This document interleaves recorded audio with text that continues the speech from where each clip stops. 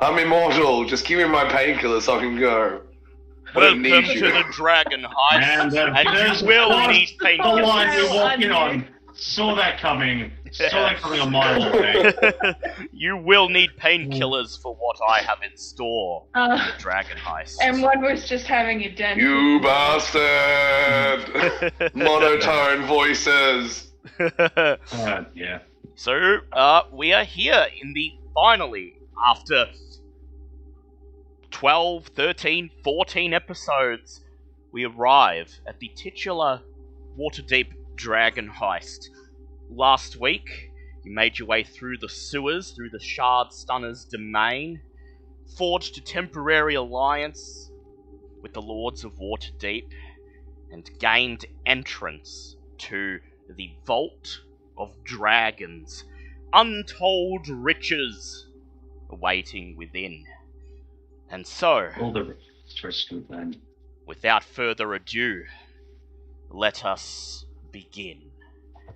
I will post the Owlbear link in Discord in case it got buried.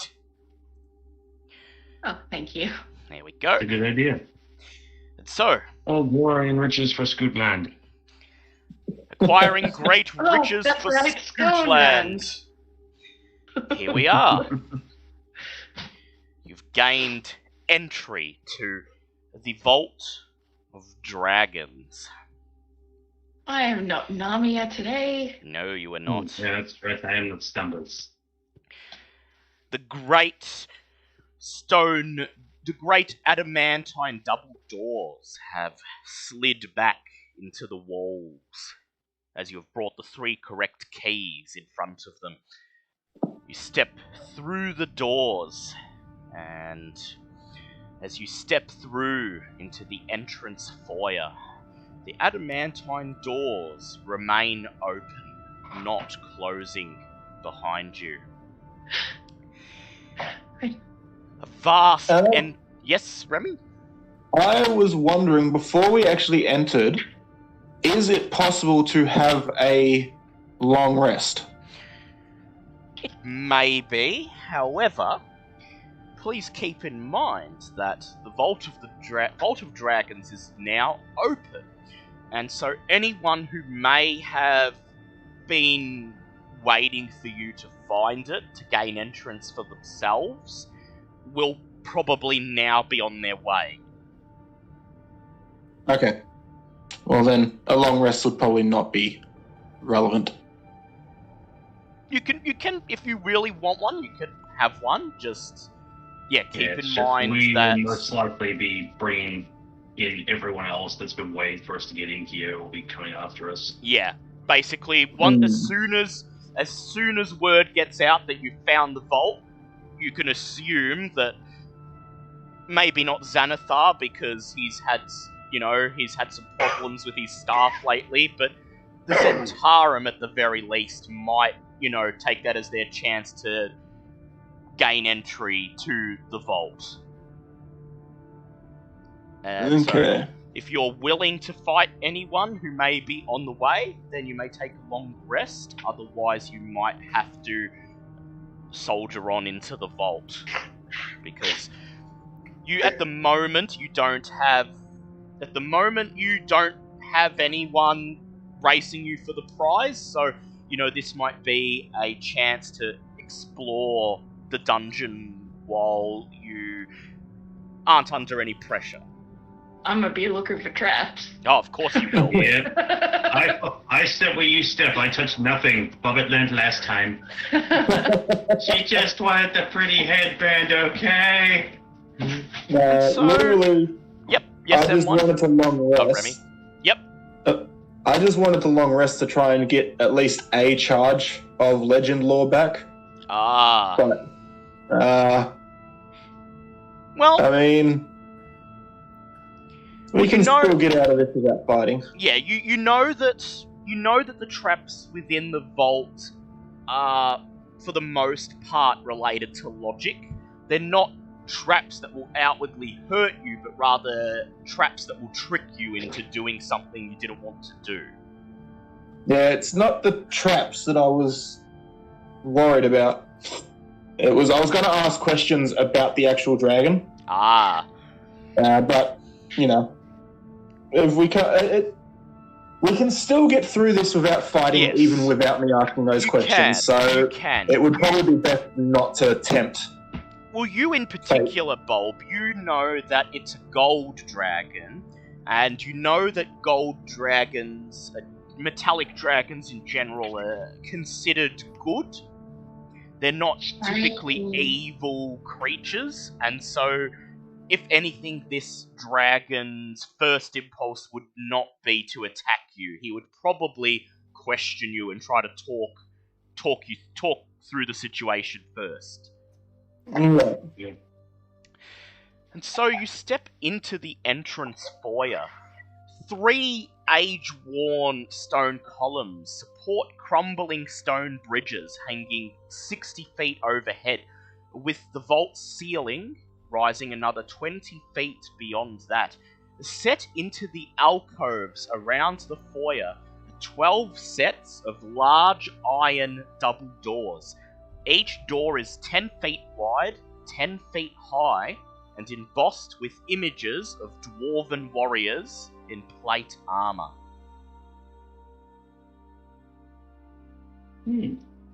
Yeah.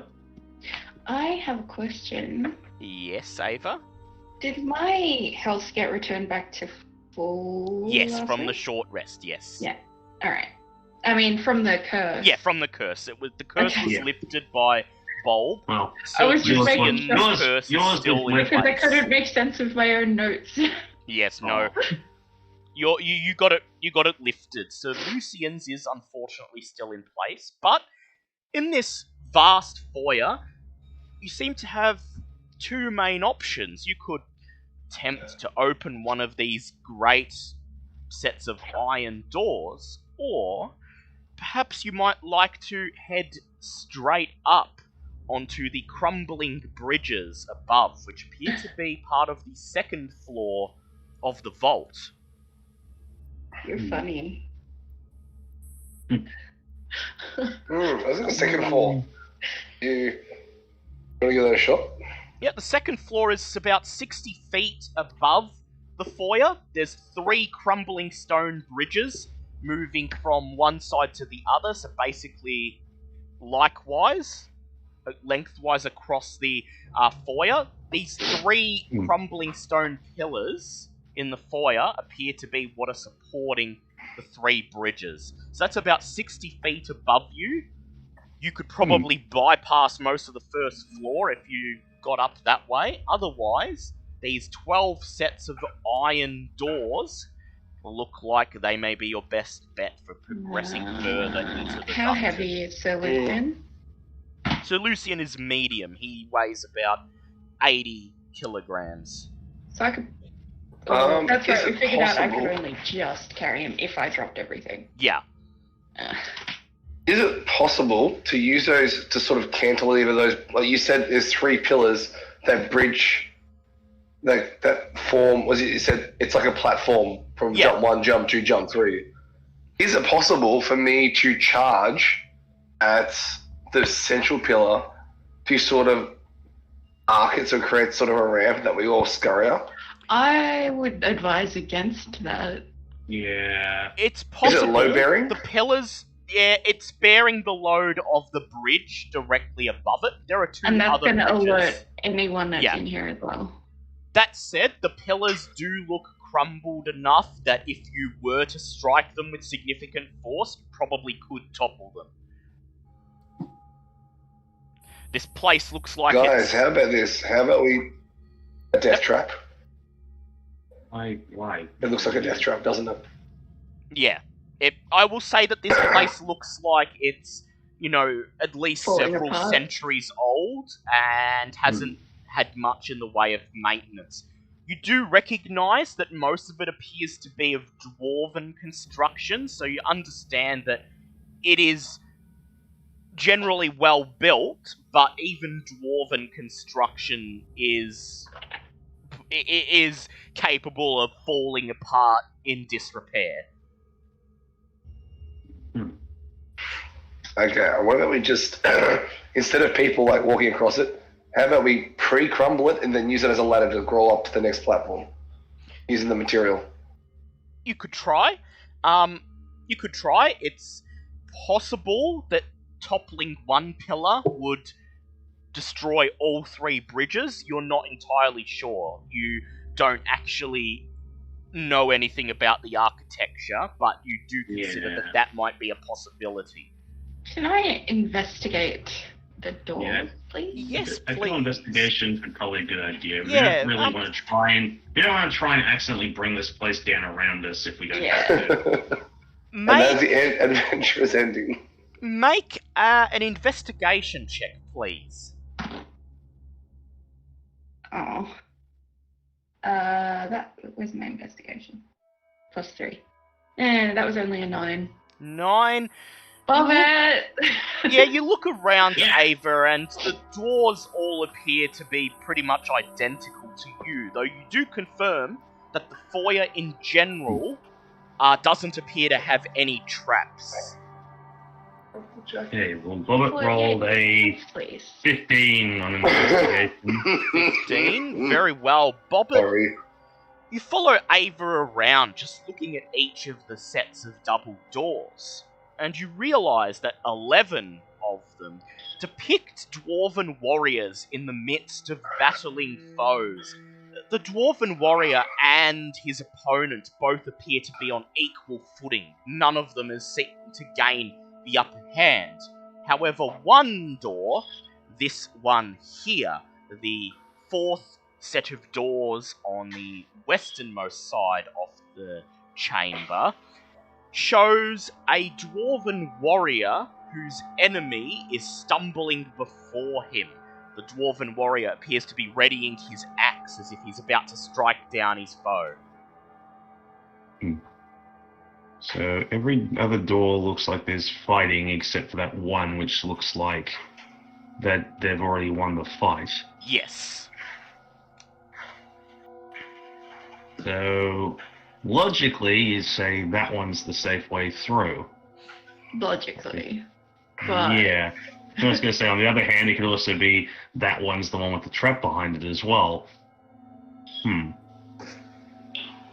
you try and dissuade the trap to set off earlier without us being there? If you knew there was indeed a trap and knew how it functioned, then yes, but you don't know Okay. what waits you on behind any of these doors.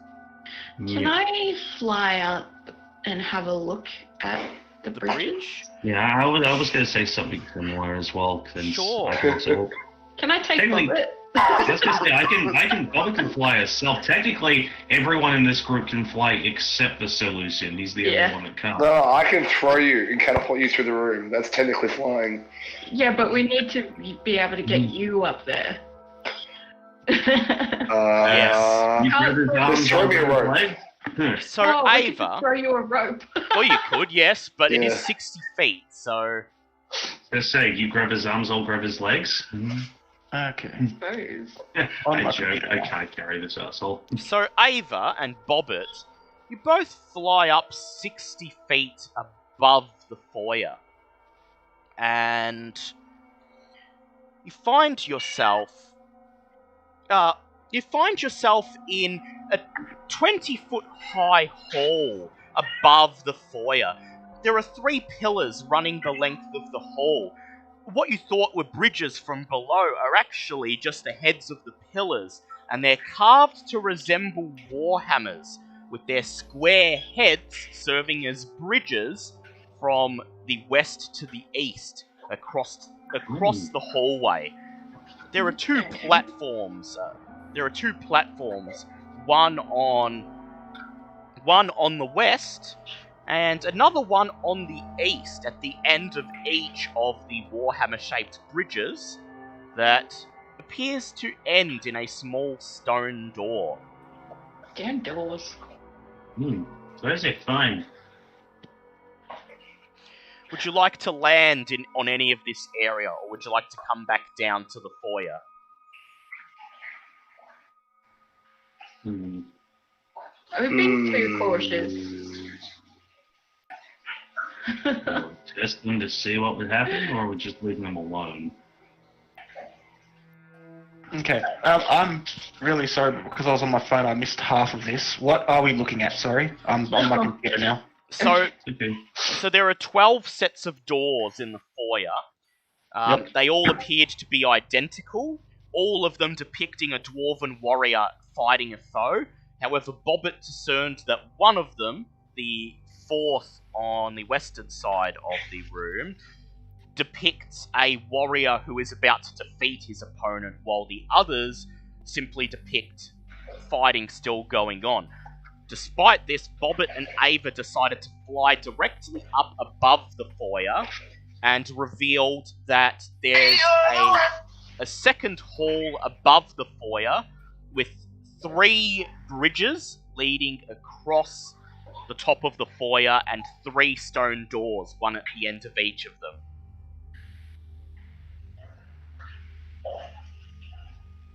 Okay.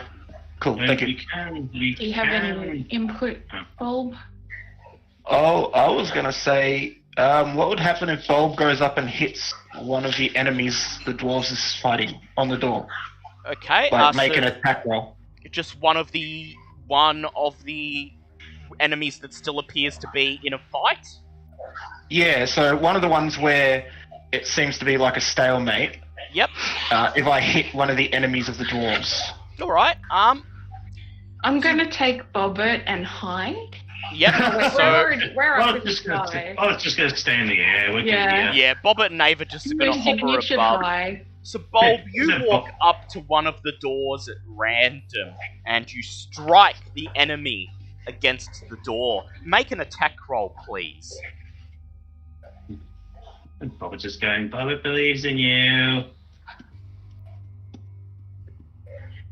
Oh, all my fucking strengths are going down. Staff would be +2. That's an 11.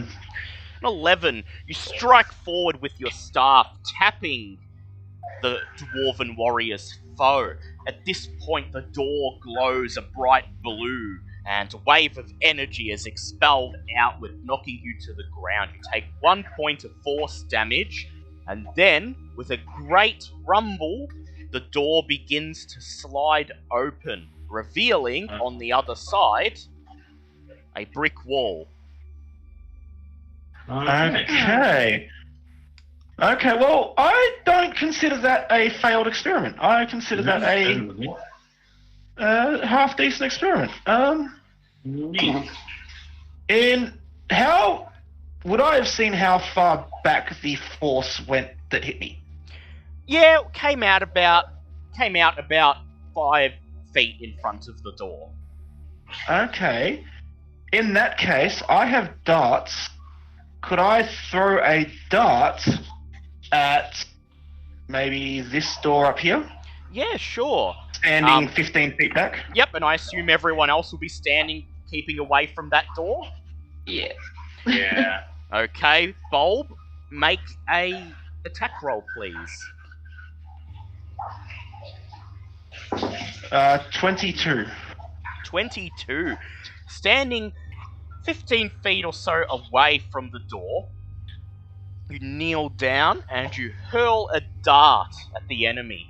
Once again, the door glows a bright blue and a wave of force expels itself from the stone door, almost reaching you, but not quite.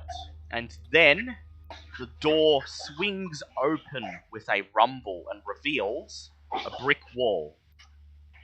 Okay. It seems like the only Should door we that will- try the door with the foe that's cowering? Yeah, I think that's probably the best one because the others all seem to be having nothing but brick walls at the moment. Yeah. Very well. So, who would like to attack the door with the warrior who is beating his opponent? Was my dart destroyed? Yes, your dart was destroyed Okay. by the This energy. dart was destroyed. Okay. Fizzled away I got into using cinders. arrows, so That's true. can I? Should I? It's Should up to I? you, Ava. Oh, I'm scared. If you don't want to, I'll just produce flame and throw a flame at it. Do it. It's no, I would rather you save your Oh, that's a cantrip. Stuff. Yeah. Yeah, cantrip doesn't use anything though. I can still. Yeah. Don't you God, have a wow. limit you can use per rest? No, No. cantrips. Cantrips are No. just infinite. Cantrips You are can use free. any time. Oh. Yeah, they're basically level 0 spells. Yeah. I thought that there was still a limited cantrips you could do per day. No, it's not. You can only know a certain amount, but you can cast Okay. them whenever you want. Well, there you go. I learned a thing. Yeah, I Yeah. don't think you've played any classes with cantrips, so Well, not Ava. Reva had some? Reva had cantrips. Oh, yeah. she did, yeah. Mind you, her cantrips sucked, so I never Yeah, used so you them. never used them. But yeah, they're now not you really know. designed to be the best in the universe. That's why they're level 0. Yeah. Failing that, if no one else wants to, Bob can always just take a shot at it. Okay, so That's who'd true. like to do it?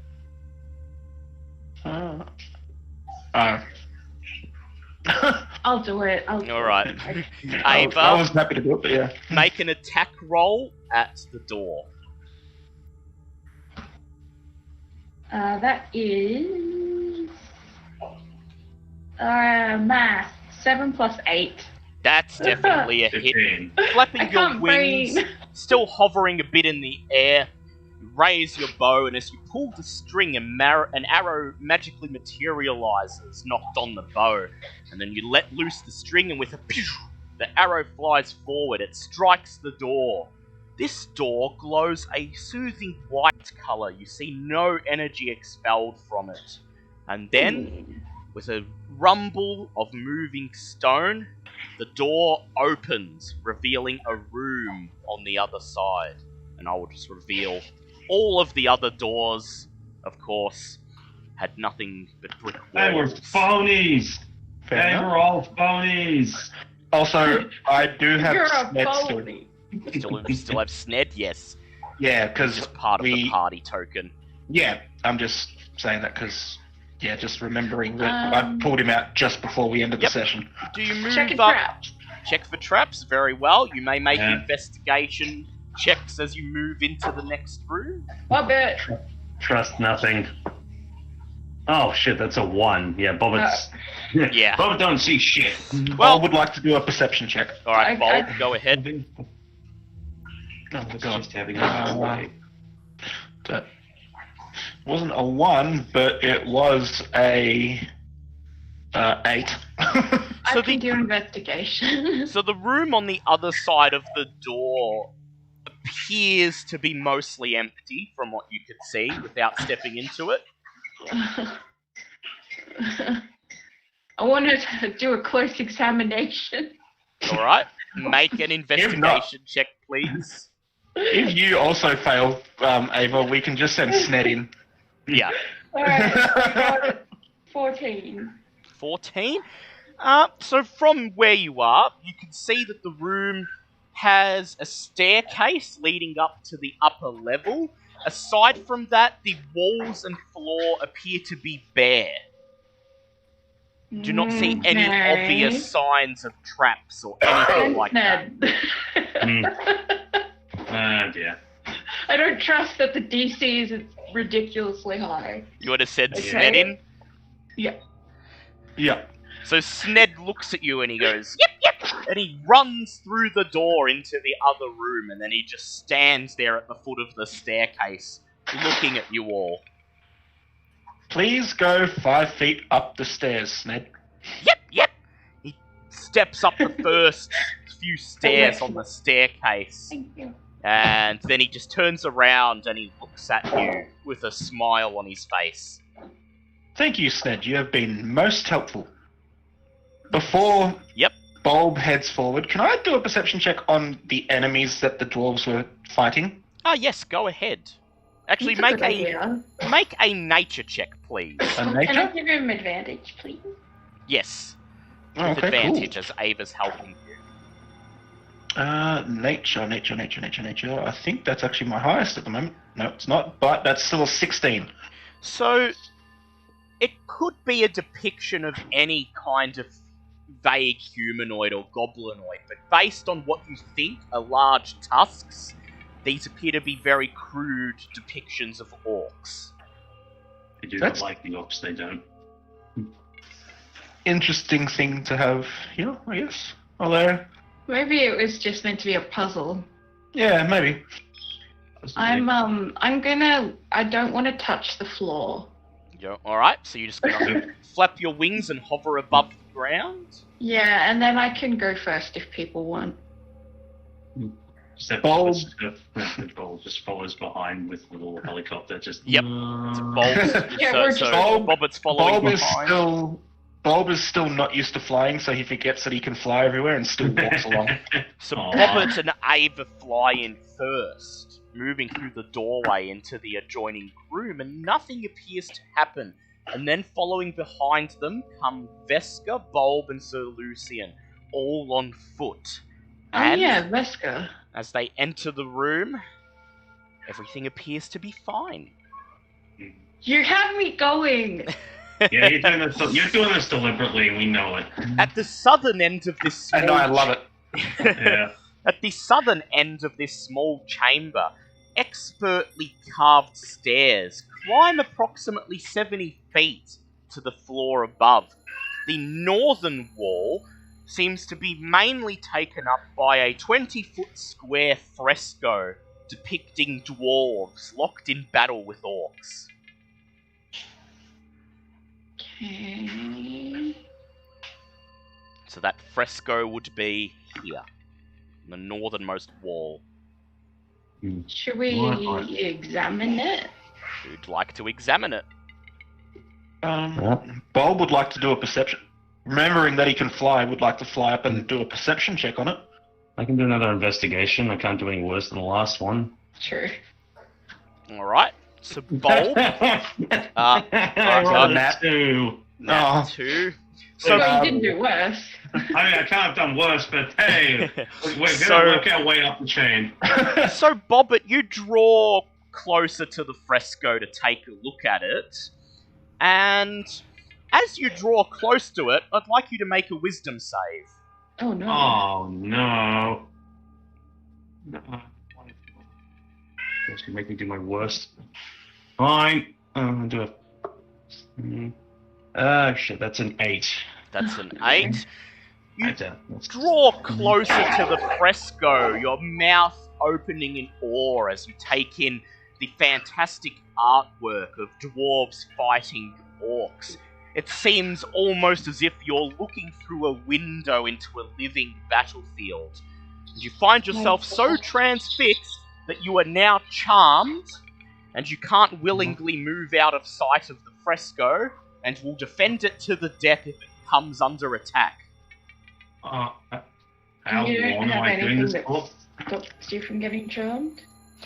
The rest of you notice Bobbit just drawing closer to the fresco and seeming to become totally entranced with it, her gaze fixed upon the battle scene depicted on the fresco, and as soon as she locks eyes with it, she seems to not want to move away. Okay. Whittle. How do we fix that? First, we have to determine that I got nothing there. First, we actually have to determine that she doesn't want to leave it. Yeah,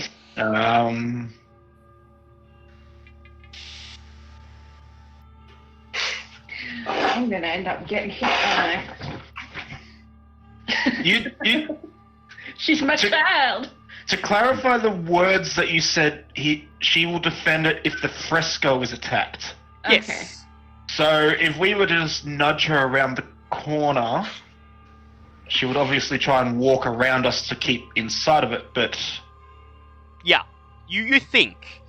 we think, like, if we figure out that she's charmed, sure. Yeah. Well, I mean, you can okay. tell. Well, I guess we have to wait until we. As you draw closer to her, you can feel the magic emanating from the fresco, and based on the fact that she appears to not even blink staring at it, you could pretty much tell that she appears to be entranced by this For some fresco. reason, because she's not blinking, it made me think of the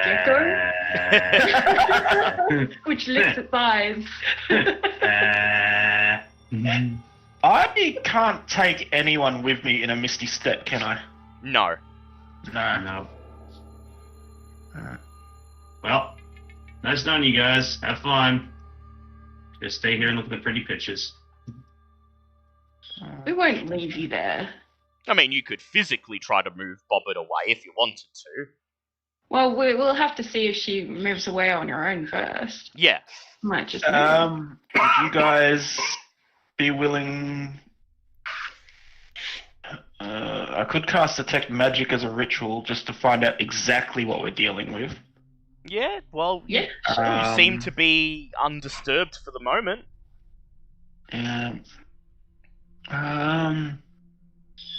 Oh, and Sir Lucian can't fucking reach her because she's flying. Yeah. And not to mention, if he gets close enough, he may also be enchanted by the fresco. Yeah.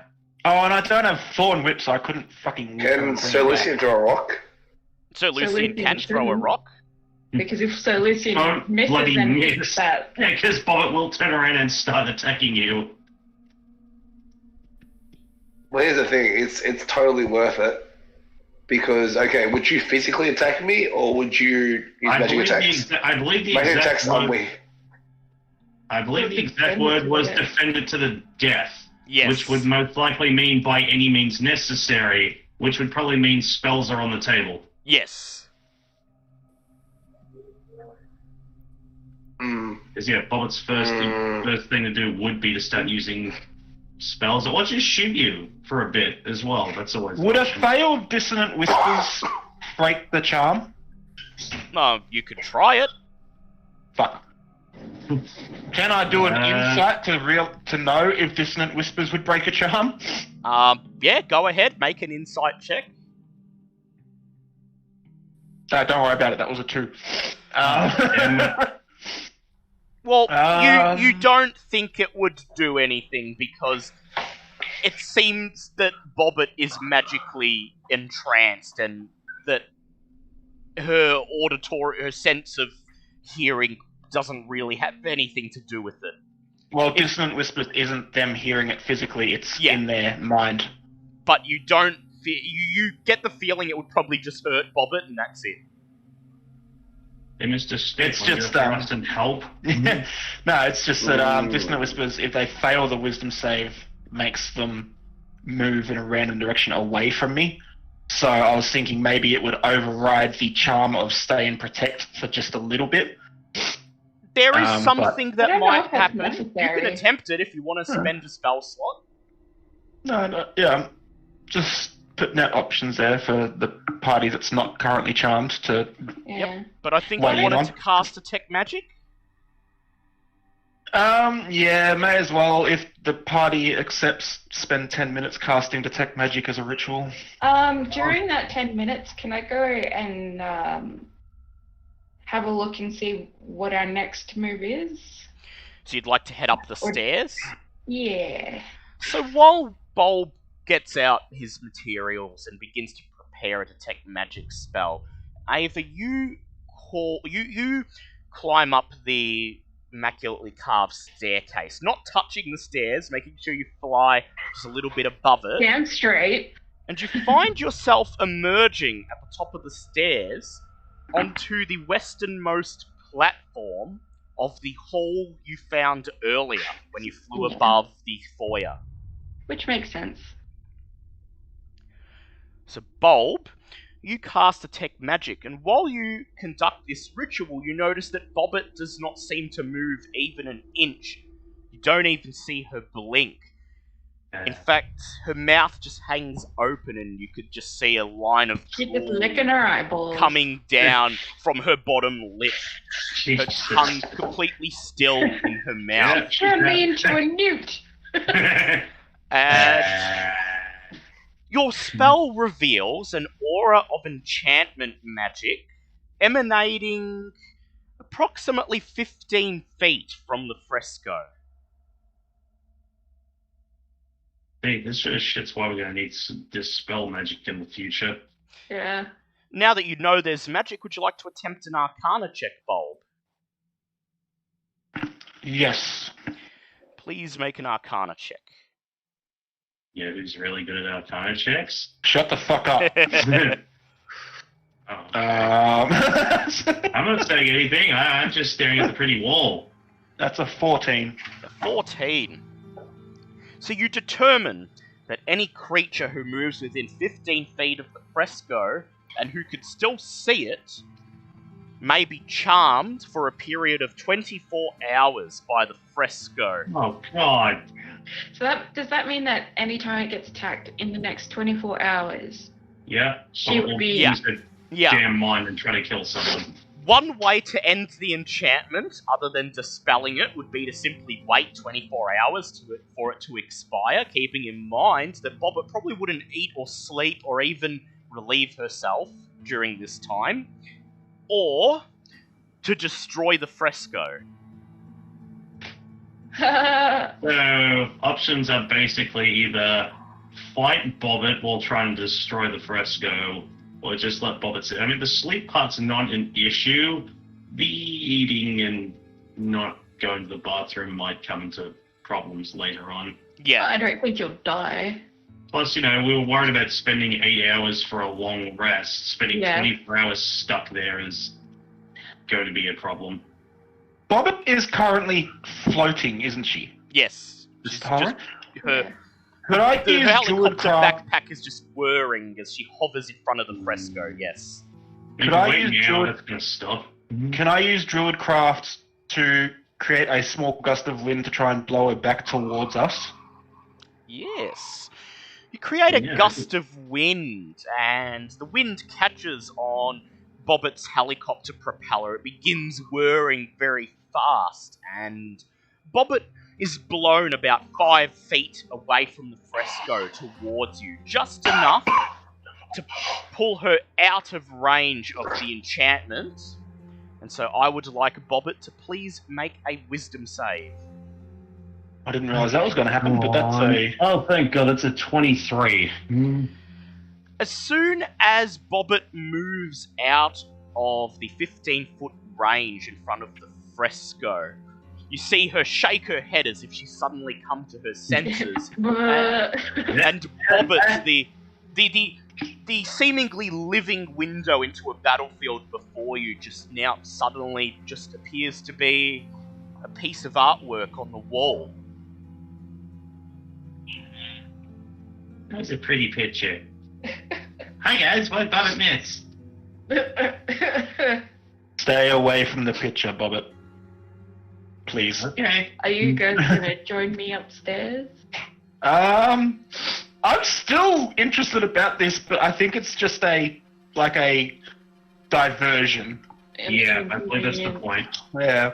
I may as well, I'd keep walking up the stairs and join. Yep. Now that Hang on. Bobbit's not enchanted by it, you could feel free to destroy it. Yeah, go. Wait, No, No? because I would like it. No, he broke the charm. Yeah, we're good. I'll So be right back. leave it because anyone that follows us may Yes, also. they may also look at become it. So they'll have to entranced make a wisdom save when they pass it. by it. Yeah, Okay. so hopefully we can use that to our advantage. So half guiding Bobbit, half dragging her away from the fresco, you make your way up the staircase and join Ava in the room above. You find yourselves in the hallway that Bobbit and Ava discovered before, but now that you're standing on the platform, you can get a little bit of a better look at it. You see the 3 pillars running across the length of the hall, and that they're carved to Is that- resemble that warhammers. these? You see at the end of each of the bridges / pillars 3 archways in the eastern wall that have adamantine doors just behind them. 3 of them, one at the end of each pillar. And you notice that the western wall of the platform you were standing on bears about 10 feet away from where you're standing a cracked stone mosaic that depicts a Is that- dwarven smith at a forge, crafting dwarves out of black metal and diamonds. And you notice that the diamonds are embedded into the mosaic. They're real diamonds. But without getting closer, you won't be able to see any of the fine details. Can I just say that I'm happy the Paladin's not here to try and steal those diamonds? Yeah. Considering you have a kleptomaniac and someone that loves shinies in the party, you're not completely out of order. I'd like to roll an investigation and check on this. Very well. Roll investigation. I like to think that Ava at least has enough wisdom to know better. To know it might be True, it. true. Yeah. So I mean, Yeah, she's got high intelligence and wisdom. So. it's a non-nat 20. Non-nat 20. Very well. You approach the mosaic. Yeah, I'd like to keep a small distance, but sure. You notice that the dwarven smith towers over the other dwarfs that he is seemingly making on the forge. And there are some dwarven runes inlaid along the bottom of the mosaic, perhaps describing what's happening in this scene. You I notice can read that. you can. Would you like to draw nearer to it, Ava?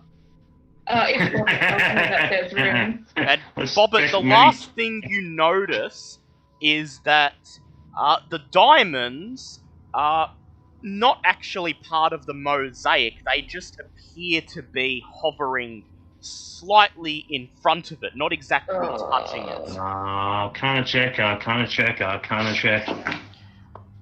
Furthermore, you also notice that about halfway down the platform, a large piece of the mural has broken off, forming a heap of shattered stone on the floor, and there is a large crack behind it, about the width of a human child.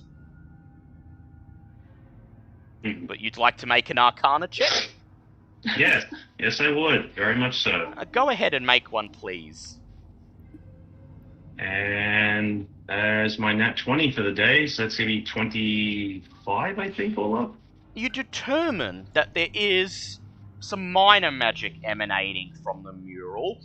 It doesn't appear to be dangerous, rather it is simply a form of decorative magic designed to cause these diamonds to float in front of the mural and add to the grandeur of its image. But the mural itself isn't. The mural itself does not appear to be magical. I want to nor are start the wandering diamonds towards them. Seeing as towards Bobbit them. hasn't told me there's roads. Yep. Yeah, I'd use comprehend languages, but that only works on hearing languages, not reading. So, Ava, as you walk towards them, I'd like you to make a perception check, please.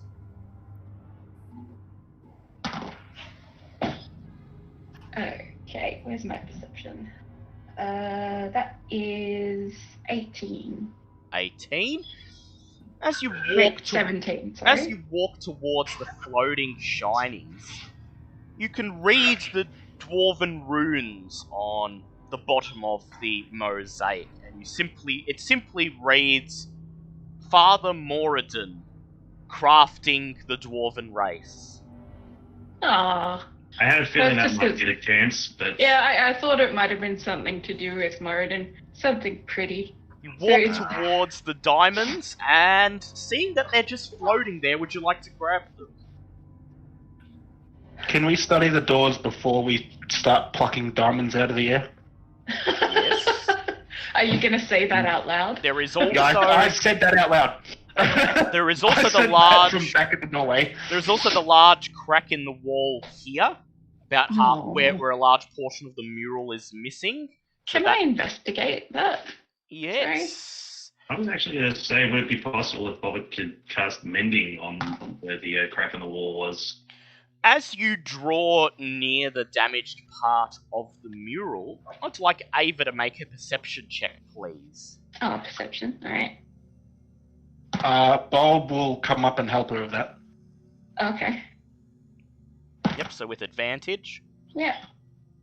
Which is good. Because I'm that one. Yep, so So go ahead. that is 15. 15. Okay. As you draw nearer, you notice just beyond the wreckage what appears to be the outline of a secret door in the westernmost Secret wall. tunnel.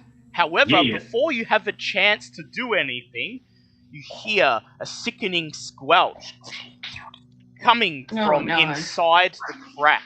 And as you step back, moving away from it, a black pudding slurps out of the crack and onto the platform. Please roll for initiative. I knew there was a reason you separated us. Like, in the... I made the tokens appear, yes. Yeah. I knew something was gonna happen. 12 for Bob. 12 for Bob. 17 for Bobbit. 17 for Bobbit. That is 18 for Ava. 18 for Ava. And how is Sir Lucian doing? 5. 5. Well, it's alright. We know he's not too good at his Anything. initiative. Anything, just be honest. Very well, He's not good Ava. at You get anything. to go first. Me? Yes. I'm gonna shoot it. You're gonna shoot it. Very well. Roll to hit, please. You're gonna stay where you are. You're just gonna shoot it with your bow. Yep. Go I ahead. will bear up that changing my internet connection. Hopefully Yep. it works. Okay. That is math. I'm gonna use a calculator. Go ahead. Awesome. My internet 14. has 14. That's a hit. Roll for damage. Oh, I nearly rolled the wrong dice. Where is my D8? There you are. That is 10. 10. Your arrow materializes out of nowhere and you fire it into the black pudding, seeing the arrowhead strike it and black matter oozing off its body onto the stone. Deal 10 points of damage, but then to your horror, the black pudding makes a sickening squelch and splits cleanly into 2. Oh god. piercing damage. Ooh! I just dropped my D4. Well then, I guess there's only one way to deal with this problem. Piercing damage makes them split? Okay, interesting. I dropped my D4. I need to do my Drop psychic your damage. D4. Yeah, black puddings are not. They're kind of similar to ochre jellies, but they're much easier to split. Oh, Okay, no. interesting. So it It's is. gone forever. Aww. Oh dear. It is now Bobbit's turn. No, it's not. Oh wait, yes, Wow. it's Ava's turn. You've got an extra attack.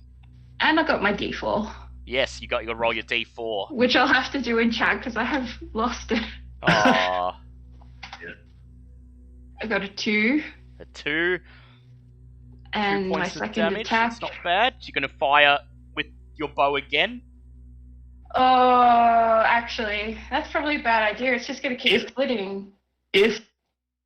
Oh, this is metagaming. No, I'm not going to say it. I shouldn't say it. I'm proud of you for holding Yeah. back on that. I will use the knowledge to my advantage, but Oh, yeah. Yeah. I will not So- give it to everyone else. Can Ava, would Ava know about? You can make a Black nature pudding? check if you Oh, like. yeah, I was gonna ask if I could do a nature check. I'm gonna do a nature check. See if Bob can tell us that information. All right, so make a nature check. All right, that was 15.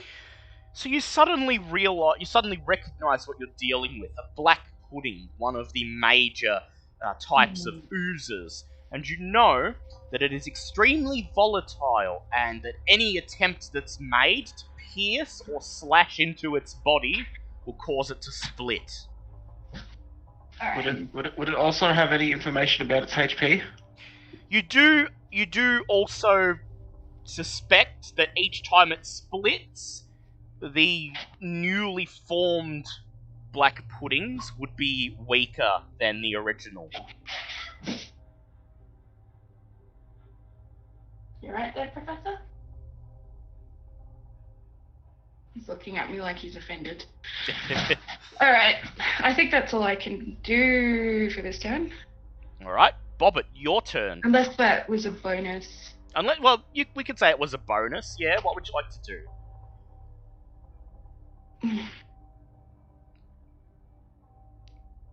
So going by that, if you were to shoot it again, the 2 new black puddings would be at half the health of the pudding it originated from. Alright. So if you split one that was at 20 health, they would both be 10 health. So Okay. Alright. Okay, I'll hit one. Alright, Or try to hit one, I should Alright, say. go ahead, roll to hit. Oh, that was a nat one. Never mind. Nat 1. You fire an arrow at Black Pudding 2, but it turns into a black puddle, dodging the arrow, and your arrow flies over it. Bobbit, it's your turn. Okay, so bludgeon hands as a slashing and piercing damage is out. My gun would technically be like force damage, wouldn't it? No, your gun's piercing damage. Yeah. Hmm. Bullets pierce. Interesting. So I'm in guessing that because case- of velocity. Yes. Yes. Well, I could either use spell slot to try and roast the little bastards, or we could go back to an old favorite and just Eldritch Blast them instead. Do you have an area of effect? Eldritch Blast does not. Burning Hands, on the other hand, most definitely does. Yep, so would you like to get up in front of Sir Lucian and Ava and cast a Burning Hands? Yeah, alright. Alright, you move in front of Sir Lucian and Ava, you prime the magic in your body. I will roll for the Black Puddings, and that's going to be an 8 and a 7. Does. So, in that case, Bullet so leans back with pulls out Mr. Stick, points it at them. You get the familiar phrase of "Erith needs run, please," and then everything burns, which I believe is 4d6 due Yep. to. Let's have a look. It looks. Oops. That's going to be 18 points of fire damage to them both. Ooh, lovely. You see the black ooze sizzle and warp under the flames. But both of them still appear to be intact, and it's now the enemy's turn. Black Pudding 1 lurches forwards, drawing an attack of opportunity from Bobbit as it moves towards Ava. Yeah, I'm just going to stick with Eldritch Blast on this one. Since Yep. Pierce Go didn't- ahead and roll to hit it. Pew pew! That's going to be, I believe it's plus 5 or 6 for me for spell attacks. I really should remember this off the top of my head. That's plus I mean, 7. you haven't It's gonna be used a spell attack in a while, so. Yeah, Yeah. it's going to be 23 to hit. That's a hit. Roll for damage. And it's just the flat D10 since I don't have Agonizing Blast anymore, but that's okay because that's a 10 anyway. You see a portion of its body burn away as your beam of energy strikes it. It rears back, forms a large fist out of its ooze-like body, and slams the pseudopod at Ava. And Ava dodges out of the way as the fist strikes the ground. Yeah, suck it. It then makes its Robin, help. second multi-attack with its pseudopod. And you. this time rolls a 17, hitting Ava. Ava, Oh. you take 4 points of bludgeoning damage, How dare. plus 18 points of acid damage. Jesus oh Christ. my god. In addition, That's... as the fist strikes you, bits of acid drip off it, landing on your leather armor and partially dissolving it. You take a permanent penalty to your AC of -1. Oh, shit balls. I could try and fix that, just kill these things quick. Meanwhile, Black Pudding 2 lurches towards Bobbit, Eat. forms its ooze into a fist, and strikes with its pseudopod. And No, that's no, a thank nat you. 1 on the first one, so Bobbit, you raise your shield and block the attack. Yeah. And then its And second thrash one yourself. is an 18, hitting Bobbit. That's exactly my AC. AC. Shit. Bobbit, you take 9 points of bludgeoning damage, Ow. plus 12 points of acid damage. So that's 21 all up. Yep. And the acid drips onto your armor, giving it a permanent -1 penalty on your AC. It's now Veska's turn. She steps forwards and casts Ray of Frost at Black Pudding 1. And she nat 20s, dealing 16 points of damage to it. Covered with icicles, Black Pudding 1 slowly oozes away into the stone. Yay! It is Bulb's turn. How much damage does it look like Black Pudding 3 has taken? Black Pudding 2's taken... 2, sorry. not taken a 3. little bit of damage, but it still seems to be mostly in good condition. Okay. I am just going to...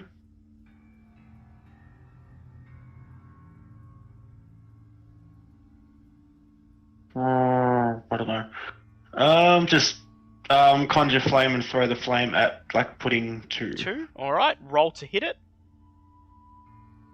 That's a 21. That's a hit, roll for damage. Oh, actually, does that damage go up because I'm now level 5? I think it does. It does, Yeah, yes. actually, it does. That should be Double 2. checking. Yeah, I'm because pretty I don't sure want to that get it goes up wrong. by an extra hit dice. Please. 1d8 when you reach 5th level. So yeah, 2d8s. Yeah, 2d8s, go ahead, Yeah. roll. Hey. That's only 7 damage. 8 damage actually because of my staff. Yeah, 8 damage is Yeah. fine. You see portions of it sizzle away, but it still seems to be lurching closer and closer to the party. It is Sir Lucian's turn. Did Sir Lucian even do anything with this? He could try to hit it with his He could.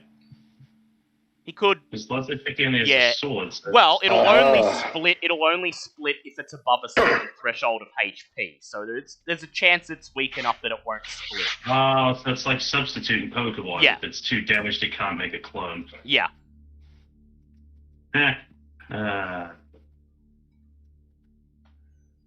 So what would Sir Lucian like to do? Go and charge blade it? Quick question: does corrosive form from the Black Pudding, will that affect? That won't affect my charge blade because that's a magical weapon, isn't it? No, it won't affect your charge blade. It won't damage Oh, your charge beautiful. blade. Can I Ganark it into the Aether Realm and attack? Alright. You rush ahead, standing next to Bobbit, roll to hit. Oh, you really. And I cough it in its submission. Good. No, silence. 19. 19, that's a hit. Roll your damage, and if you'd like to spend a charge on your charge blade, you may go ahead and do that. Oh, absolutely. Alright, so 2d8 I'm not damage. sick. I'm immortal. Silence, cretins. I tell the doctor how to do his job. Shut up now. Alright, 9. 9. Lovely. 2d8. 2d8, 9 damage. You slash at it with your charged blade, and you feel your blade vibrate as you spend a charge. The energy surges through the Black Pudding. It doesn't split, but it still appears to be up and kicking. As a 5th level fighter, you do have your extra attack. Would you like to hit it again? Oh, that would be lovely. Go ahead, roll to hit. Alrighty. That is a 17. That's a hit. Roll for damage. Just 1d8 if you're not spending a charge. I think you only have 1 charge left now. Alright, you little shit. Huzzah! 5. 5. With a great yell, you step forwards and slash at the Black Pudding. It writhes and then begins to dissolve away into the stone. You have killed it. Yay. Da-da-da-da-da-da-da. Combat is over. Now that the Black Pudding is gone, you're able to look in through the crack from which it emerged, and you could tell that the crack itself was formed by the Black Pudding, and it was using this crack as something of a nest. As such, the crack itself only extends a few feet into the stone, and the stone inside is smooth, dissolved away by acid. Aside from that, there does not appear to be anything noteworthy inside. You disappoint me, Pudding. That said, you now can attempt to open the secret door that Ava found. Secret tunnel. If you'd like to open it, Sir Lucian, please make an athletics check. Oh. Sexy abs. Okay, athletics check. Pass. 12. 12. So Lucian steps forwards, and with the same grunt of masculinity he made when dispatching the black pudding, he shoves the stone outline of the secret door aside, revealing the room on the other side. You step inside, and you find... You'll like this. This dust-filled room has lain untouched since the time of the dwarves who built this place. Green copper urns on stone platforms overflow with coins, gems, and more. Ooh. Interesting. Shiny. Can I do a perception check before? Loot the room! Can I do a perception check before we loot? Go ahead. Probably for the best. That's a 7. So your first impulse is that this is the treasure you've come to find, but there's nowhere near 1 million gold coins here. And so... Can I investigate? Yes, you may investigate. Go ahead. Yay. Where's my investigate? Alright, that is a 15.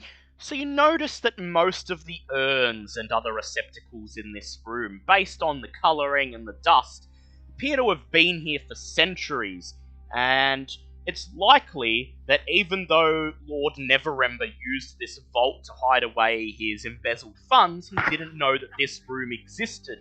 And so this treasure belongs to the dwarves who built this place. So, free loot? Yeah, would you like to go ahead and loot it?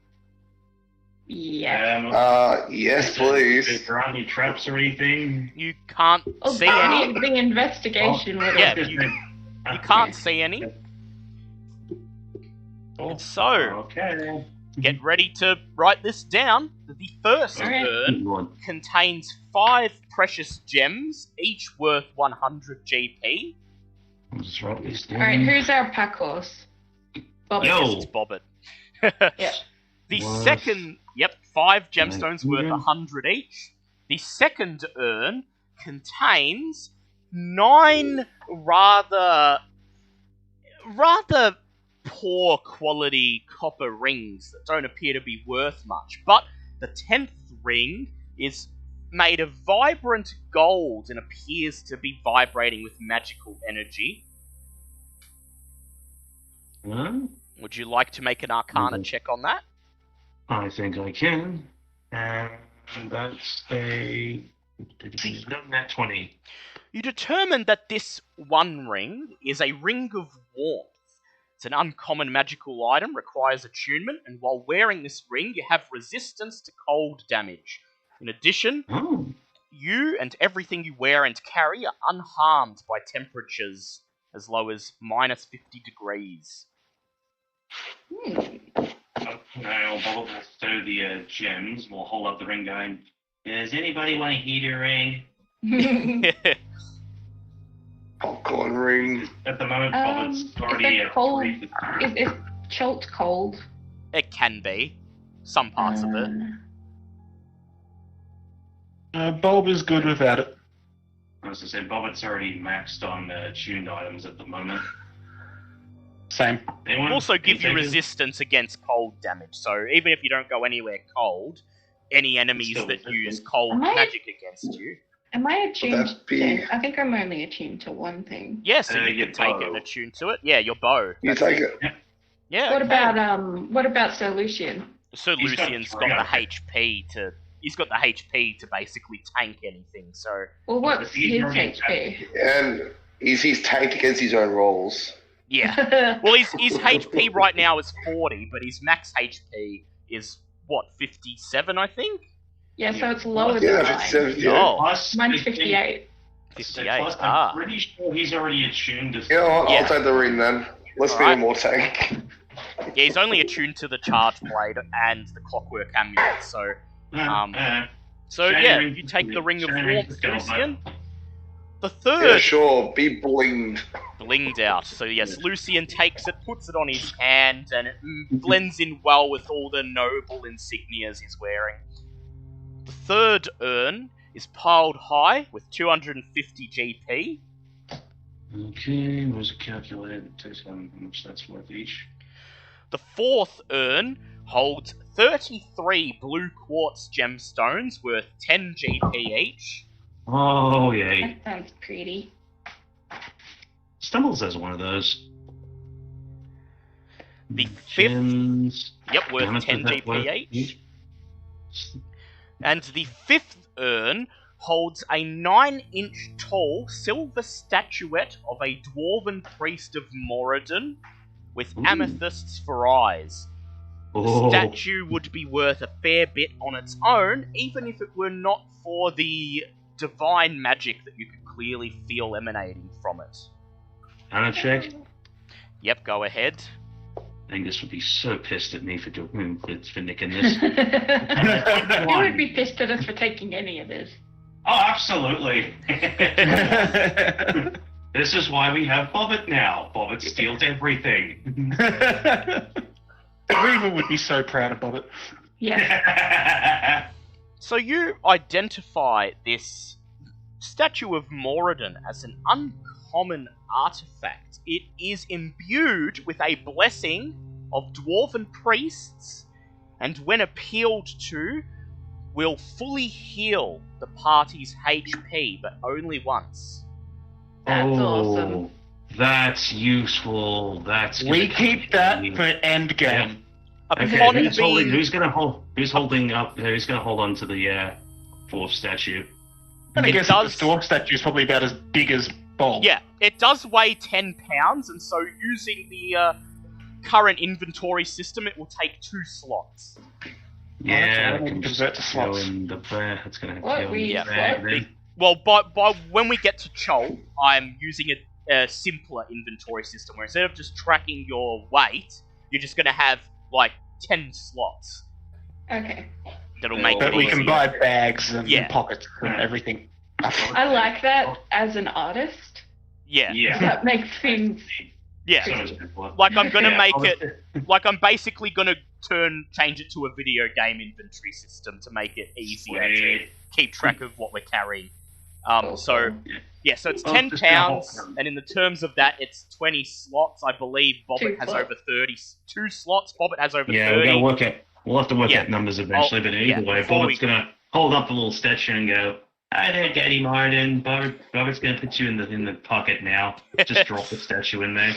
You hold open your pocket and drop this statue that's nearly as big as you down, and you hear a loud clang emanating from inside your pocket. Just looks down there and goes, "Ah." Sorry. Before we go on, Yep. putting down money here, $10. We need that by the end of this dungeon. Oh, You'll Possibly. see. Don't worry about it. Speaking of money, I believe we get 50 GP each. And so you leave the Yes. secret room. Wait, is that emerging- correct? Yeah, plus a bunch of Yeah. gemstones. yeah, I'll hold the gems, Yeah. but then in terms of the gold, yes, it's 50 gold each at the moment, right now. Alright. We'll We'll emerge go find back- her friend later to sell. Merge back out into the Hall of Moradin, as you've now taken to calling it. And the only place you have left to go is across the 3 Warhammer-shaped pillars and into the rooms on the other side. The only question is which one first? Ugh. Could I get, because our folk, it's lit up in here, isn't it? It is. It's dimly Could lit. I get, if it's dimly lit, does that mean I see, everyone with dark vision basically sees normally? Yeah, but even if you don't have dark vision, it's still dimly and lit enough to be able to see where you're going. The Okay, magic. so could I get Yeah. 10 feet away from a door 15 feet away from a door and do a perception check to see if there's any slots that gems might fit in. Yes. Which door would you like to move to? Well, seeing as we're still down the southern end of this, The I may as well go southernmost to the one? bottom one. Okay. So would you like to just walk across the pillar, or would you like to fly? Would like to fly. Yep. And so you're still getting used to flying, so I'd ask you this once to make an acrobatics check, please. He should let Bobbit help you train while we had some downtime. Acrobatics is dexterity, thank God. That's an 18. Dexterity. Okay, you flap your wings and you fly the length of the crumbling pillar and land on the platform just in front of the door. Make a perception check, please. Why couldn't I have used that first roll for the fucking perception check, you asshole? Sorry. It's 13. You see an adamantine door. It appears to be completely featureless. Just a straight square of metal. There are no distinguishing features, no carvings, no doorknob, no slots to insert anything. However, there is a small square window up the top, and you peer through it, and on the other side, in the small room, you could see what appears to be an iron anvil just sitting on its own in an otherwise empty room. Could I do a perception check to look at the anvil through the window? Well, I'm just telling you that's what you see through the window. Yeah. You can't... Yeah. It appears from here, anyway, it appears to just be a normal black iron anvil, and without getting closer, you can't tell if there's anything special about it. Okay. Could I fly across to the other two rooms and look at those doors? You can. No check needed this time, but as you move up to the middle doorway, I'd like you to make another perception check, please. And again, that one was that's say 10. 10? You see another adamantine door, almost identical to the previous one. Pressing up against this small window, you look inside, and you see, inside the room, 4 suits of rusted plate armor, sans helmets, sized for a dwarf, each of them standing in the corners of this small room. Each suit is draped in cobwebs, and also at the wall at the far back of the room, you can see some dwarvish runes carved into the stone, but at this distance, with the dim lighting, you wouldn't be able to read them. Not even me. If you wanted to come over and have a look, but I was going to say before. Do you want to call me over for a look, Bobbit? Before Not yet. she goes Bobbit, over, before she goes over there, would casting and mending on our armor repair the damage from the acid at all? Actually, yes, it would. Alright. Okay, Before well, she while goes they're- over there, Yeah, while they're doing that, I'm not calling her over yet. I want to go look at the northern room first. Last one, very well. Yeah. You fly up to the northernmost room. Make a perception check, please. That one is a 17. This room appears to be interesting. As you press against the adamantine door and look through the window, you see a room that's almost entirely empty, save for a 10-foot tall painted statue of an armoured male dwarf wearing a battle axe and wearing a mask, standing at the very back of the room. Just before the statue, right in front of his feet, set into the floor, is a small adamantine trapdoor with a pull ring along one side. Okay. And so you determine northernmost room, statue and trapdoor, middlemost room, suits of armor, bottom room, anvil. Okay. I go back and tell them. By the So time Warren's you been get doing back, Bobbit has finished casting mending on hers and Ava's armor, and the damage from the black pudding appears to have been repaired. I'd also like to say I'd quickly drink a potion of healing as well, because I Yes. get a little bit beat up by that. Yep. You may go ahead and do that. That will be 2d4 plus 2. Yeah, it's 8 all up. It's not 8 all great, up but is better than nothing. it is So- indeed. As Bulb informs you of what he can see through the windows of each of these 3 rooms, what would you like to do? I want to go read that thing. In the middlemost room? Yeah, I want to see if I can see through Yep. the door. Very well, Ava. So you're just going to fly across the pillar and land in front of the Yep. door? You spread your wings, flying over the obviously crumbling pillar, over a huge gaping hole in the middle of it. Land in front of the door that Bulb pointed out. Please make a perception check with disadvantage. Try and read the runes. Sorry. That's a KM1. Whoa, what? The dice run away from you. It's all good. Yay. That, what was it? Perception. That's 14. 14. The runes are very tiny and they're Ah. covered in shadow, and it's difficult to read them, but somehow squinting you manage to make them out. The inscription reads, "A secret never before told will part Dumathoin's lips." Never before told. Does anyone Part have, Dumathoin's lips. does anyone know anything about dwarven history? I do know how to speak Dwarven. If anyone likes, you may make a religion No. check. Otherwise, a history check with disadvantage might work. I have proficiency in religion, so Alright. So do I, actually. Yeah, well, What's going to religion that? you I can go will ahead try and the attempt that. disadvantage history check because I have So what's- advantage in history. Yep. So, Ava, you're going to return to the platform and tell the others the what's translation. happening? Um, Yeah, so everyone's yeah, I'll talking tell them again. the Yep. translation. Alright, how did we go on our checks? I got 12 in history with disadvantage. Well, it's okay. 17 in religion. It's okay. No, That's 19 in religion. yeah, that's 17 and 19. You don't need your history check. So Ava Okay. comes Yeah. back. She lands on the platform in front of you all and translates the runes. And at this point, you discuss the runes, and Bobbert and Ava realize they've heard this name before.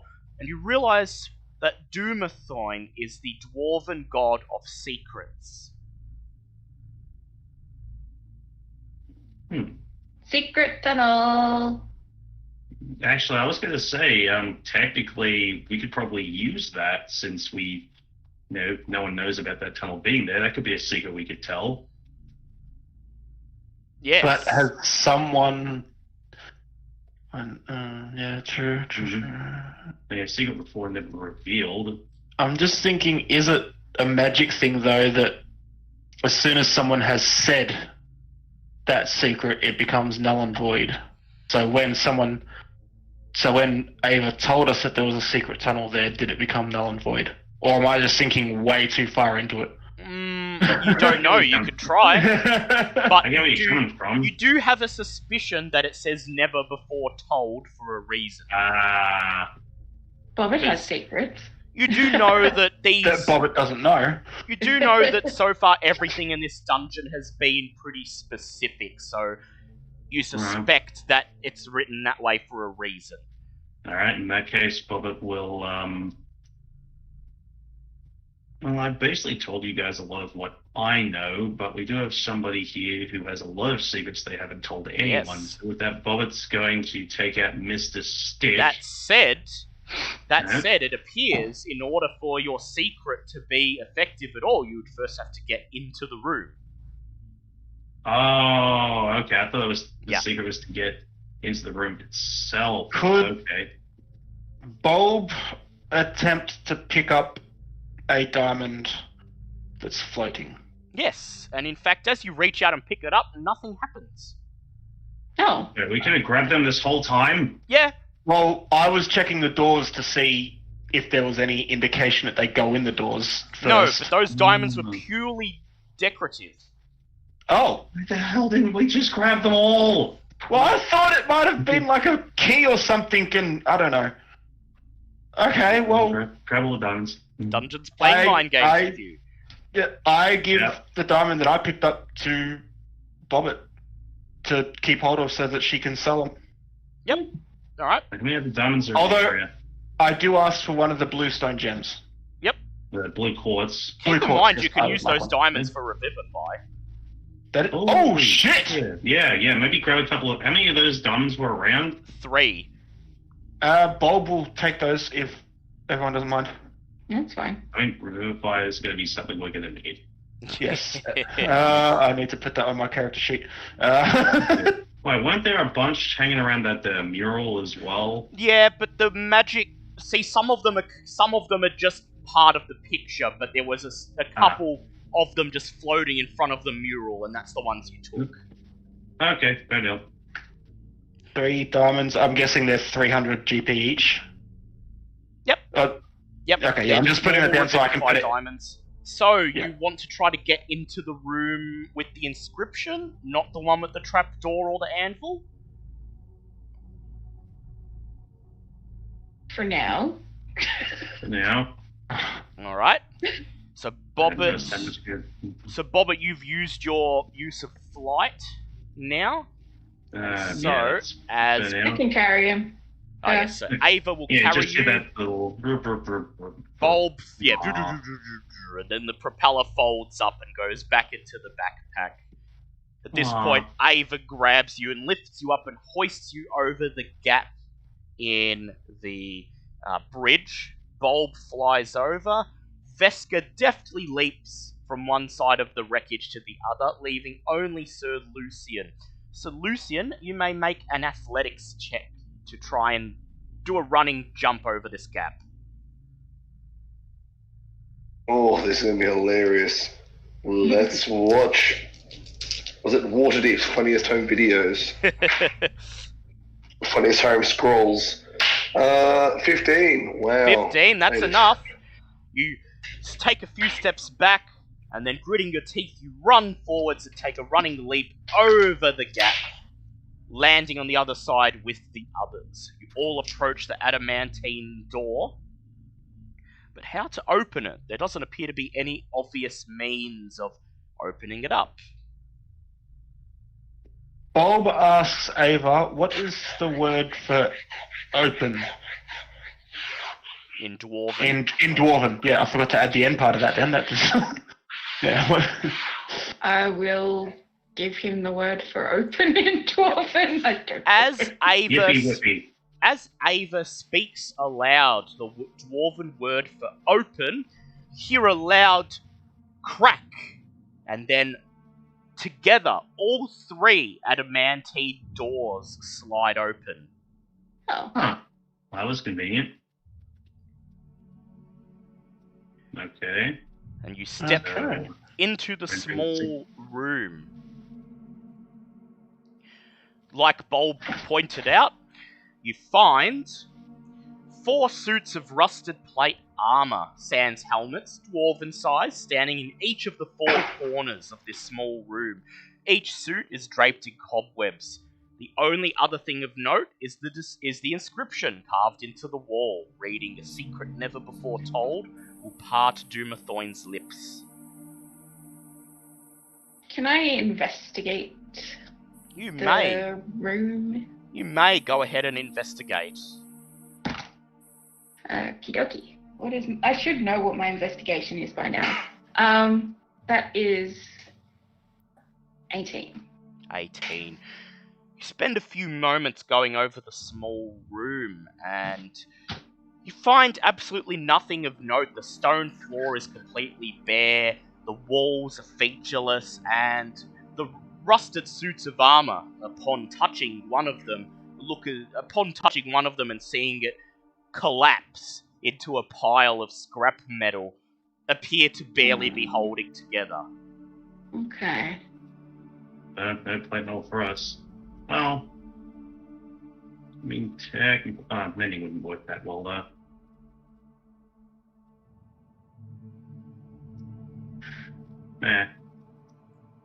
I want to look at the other rooms. Alright. Before you reveal a secret. So, Ava, which room would you like to check in? The bottom one, The please. bottom one. Okay. Leaving the others in the room, you take a quick flight over to the south and enter the bottommost room. The room containing the anvil. I want to have a real good look at that anvil. The north, east, and southern walls of this small room are adorned with dust-covered frescoes depicting dwarven smiths at work Oh, in their forges. An iron anvil sits atop a raised stone block in the middle of the floor, with a stone hammer lying in front of it. Both fixtures are draped in cobwebs. I mean, it could just be celebratory for Moradin, but It could be. Would you like to make an investigation check? of course. Oh, Martin. Good old Moradin. Alright, that is 17 plus 3. 17. Uh, 17, 18, 20? No, not 20, yeah. You're fine. You move around the anvil, using your wings to brush away some of the cobwebs, and underneath you see some dwarven runes carved into the stone platform underneath the anvil. It reads, "Let the hammer fall and the anvil ring." Uh-huh. Okay. Hmm. Because I'm wondering if maybe doing that will unlock something that will then go into the other room, which will then open the door. Entirely possible. Yep. You want to pick up the hammer and ring it on the anvil? I'll let Sir Lucian do it with his strength. You don't- Oh wait, no, he would have to jump. Yeah. You don't really Alright. need strength. You can just pick Alright, it up. alright. Yep. So you I'll lean give it a down, shot. you pick up the stone hammer and slam it onto the anvil. You hear a loud clanging of stone against metal ringing throughout the room as if you struck it much harder than you thought you did. In fact, the rest of you in the adjoining room hear the sounds of the anvil being They're struck. probably pooping themselves slightly. And I won't Barbecue, lie, do it. yeah, you're feeling a bit uncomfortable, but it's okay because striking the anvil grants you all 10 temporary HP that will last Oh, 24 shit, hours. yeah. I'm gonna need that. Yay! Back to normal HP. There you go. At 10 temporary HP, was it? Yeah. Yeah. Awesome. Once the sound of the anvil stops echoing throughout the area, the stone hammer crumbles into dust. Okay. I'm guessing it's not worth taking a closer look at the things on the walls. Oh, you can if you want, but they appear to just be an accompaniment to the anvil, Alright. the celebration.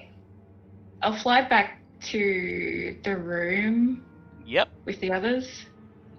Tell them what happened, and Yeah. they inform you that they could hear the anvil ring, and suddenly all of you feel a bit more energetic than you did before. Your spirits lifted by the sound of Moradin's forge. I wonder if Midnight. that's the secret. No, because we all know it now.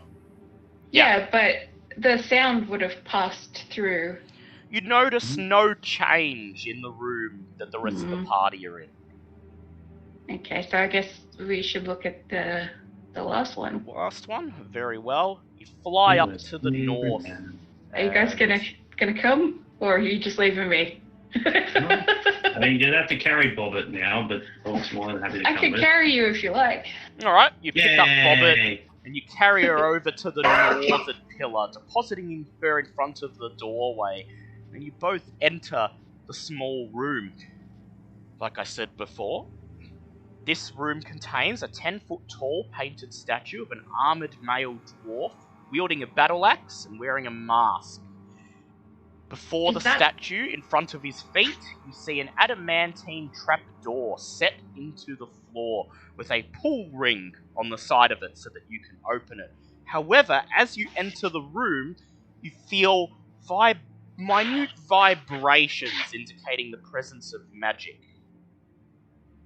I reckon that we've got to either tell the statue something to unlock the door. Or, no, that's what I think. Hmm. Can I, with Yep. my religion, can I see if this statue Is is someone you Des know? Moines? Yep, go ahead and make a religion check. While you're doing that, I'd like to do an Whoa. arcana check on the Ah!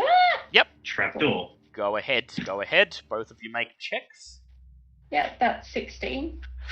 So you recognise that this Arcana. statue is not in fact Dumathoyan. It is Gorm Golthan, the dwarven god of vigilance, also Oh. known as Fire Eyes. Yeah, there is a lot of dwarven gods I missed out on last time. I got a 13 on my arcana check.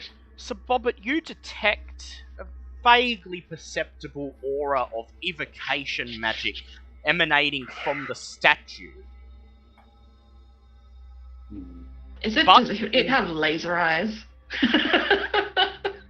Well, he's got the nickname Fire Eyes for a Yeah. reason, but Yeah, you I can't was gonna quite say. recall why.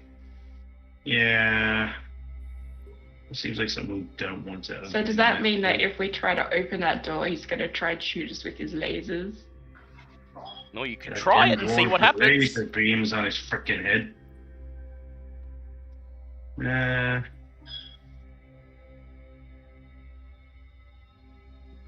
It's annoying me, because it seems like an obvious trap, but at the same time, it's entirely possible it might not be, and you're just fucking with us. Mm. Would you like to try to open the trap door?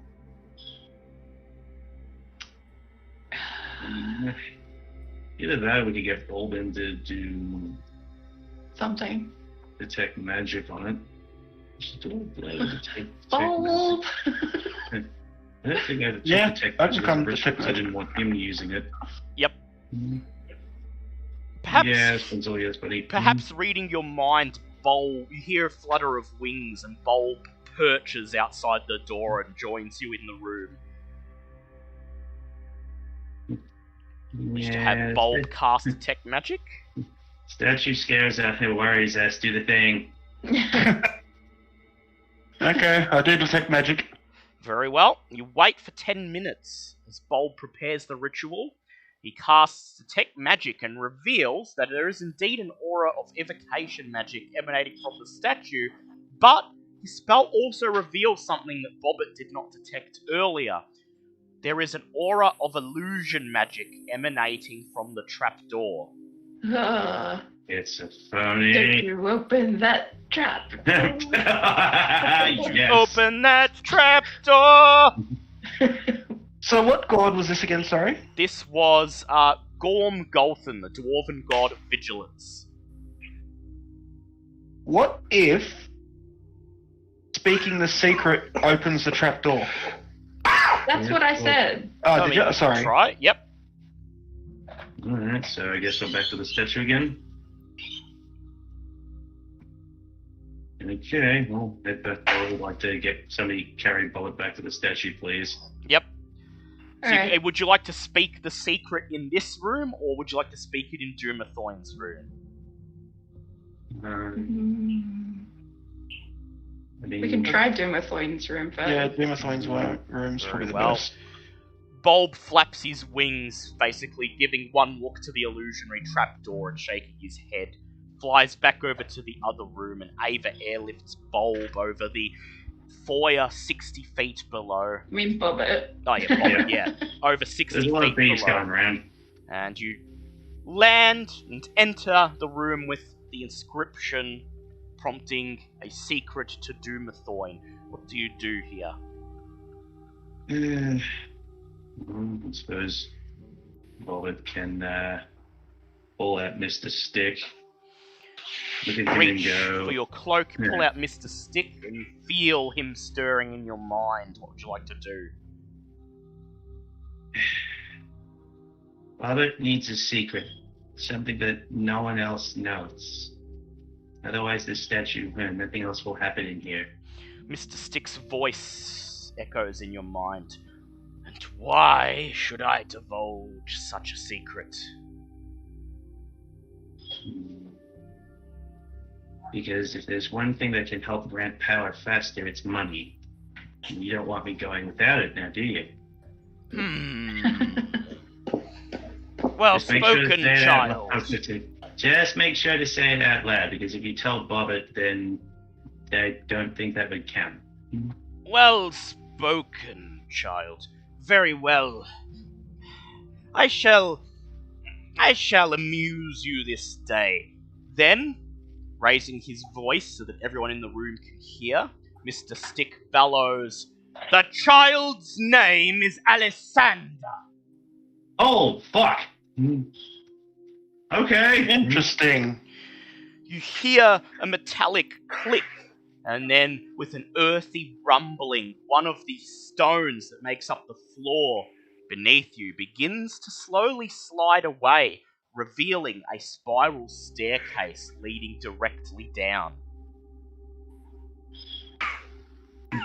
Bobbit would normally thank Mr. Stick for this, but at the same time it's like, what? Oh, Bobbit hasn't. Wait, where did Bobbit come from then? Mr. Stick does not respond. Hey! Start Mr. shaking the Stick stuff. is Come sick. back! Where did Bobbit come from? You just hear Mr. Stick. I'm gonna In your hug mind. my small human child. It's okay, Bobbit. We'll figure it out. So does Bobbit go by Bobbit or Alexandra now? This is confusing. Bobbit just wants to get the money now. Well, to us, you're still Bobbit. Hmm. And so, with that, would you like to descend down the spiral staircase? Sure. I guess so, yeah. Alright, marching order. The staircase seems to be narrow enough that you'll have to move in single file. Sned first. Have we spent 2.5 hours? It's definitely been more than an hour because my flight ran out. Yeah, it's more than an hour, and perhaps not quite 2.5 hours. Okay, is Sned still goes here. first. Yep. Sned barks, yep, yep! And then you watch as he Oh runs no, I have down. the scream open. You watch as he runs all the way down into down the spiral staircase into what remains below, and you listen as his yipping slowly fades out of earshot. And as long as I don't feel him dissipate, I follow. Alright. You make your way down the spiral staircase, tense, half expecting to step on a false stair, or to trigger a trap, or find your feet encircled in a trapwire. But the journey is uneventful, and you emerge at the bottom of the staircase into the main vault. Yay! Yay for Bobbit or Alexandra or whatever we're calling Bobbit now. Although deep underground, this vault is lit by streams of sunlight that pour down from the ceiling, catching motes of dust in their luminous pools. Ornate columns support a 30-foot high vaulted ceiling, which is adorned by carvings of dwarves basking in the presence of their gods. Deep alcoves line the walls, and piled in one of them is a vast treasure trove, piles of coins, taller than even Sir Lucian.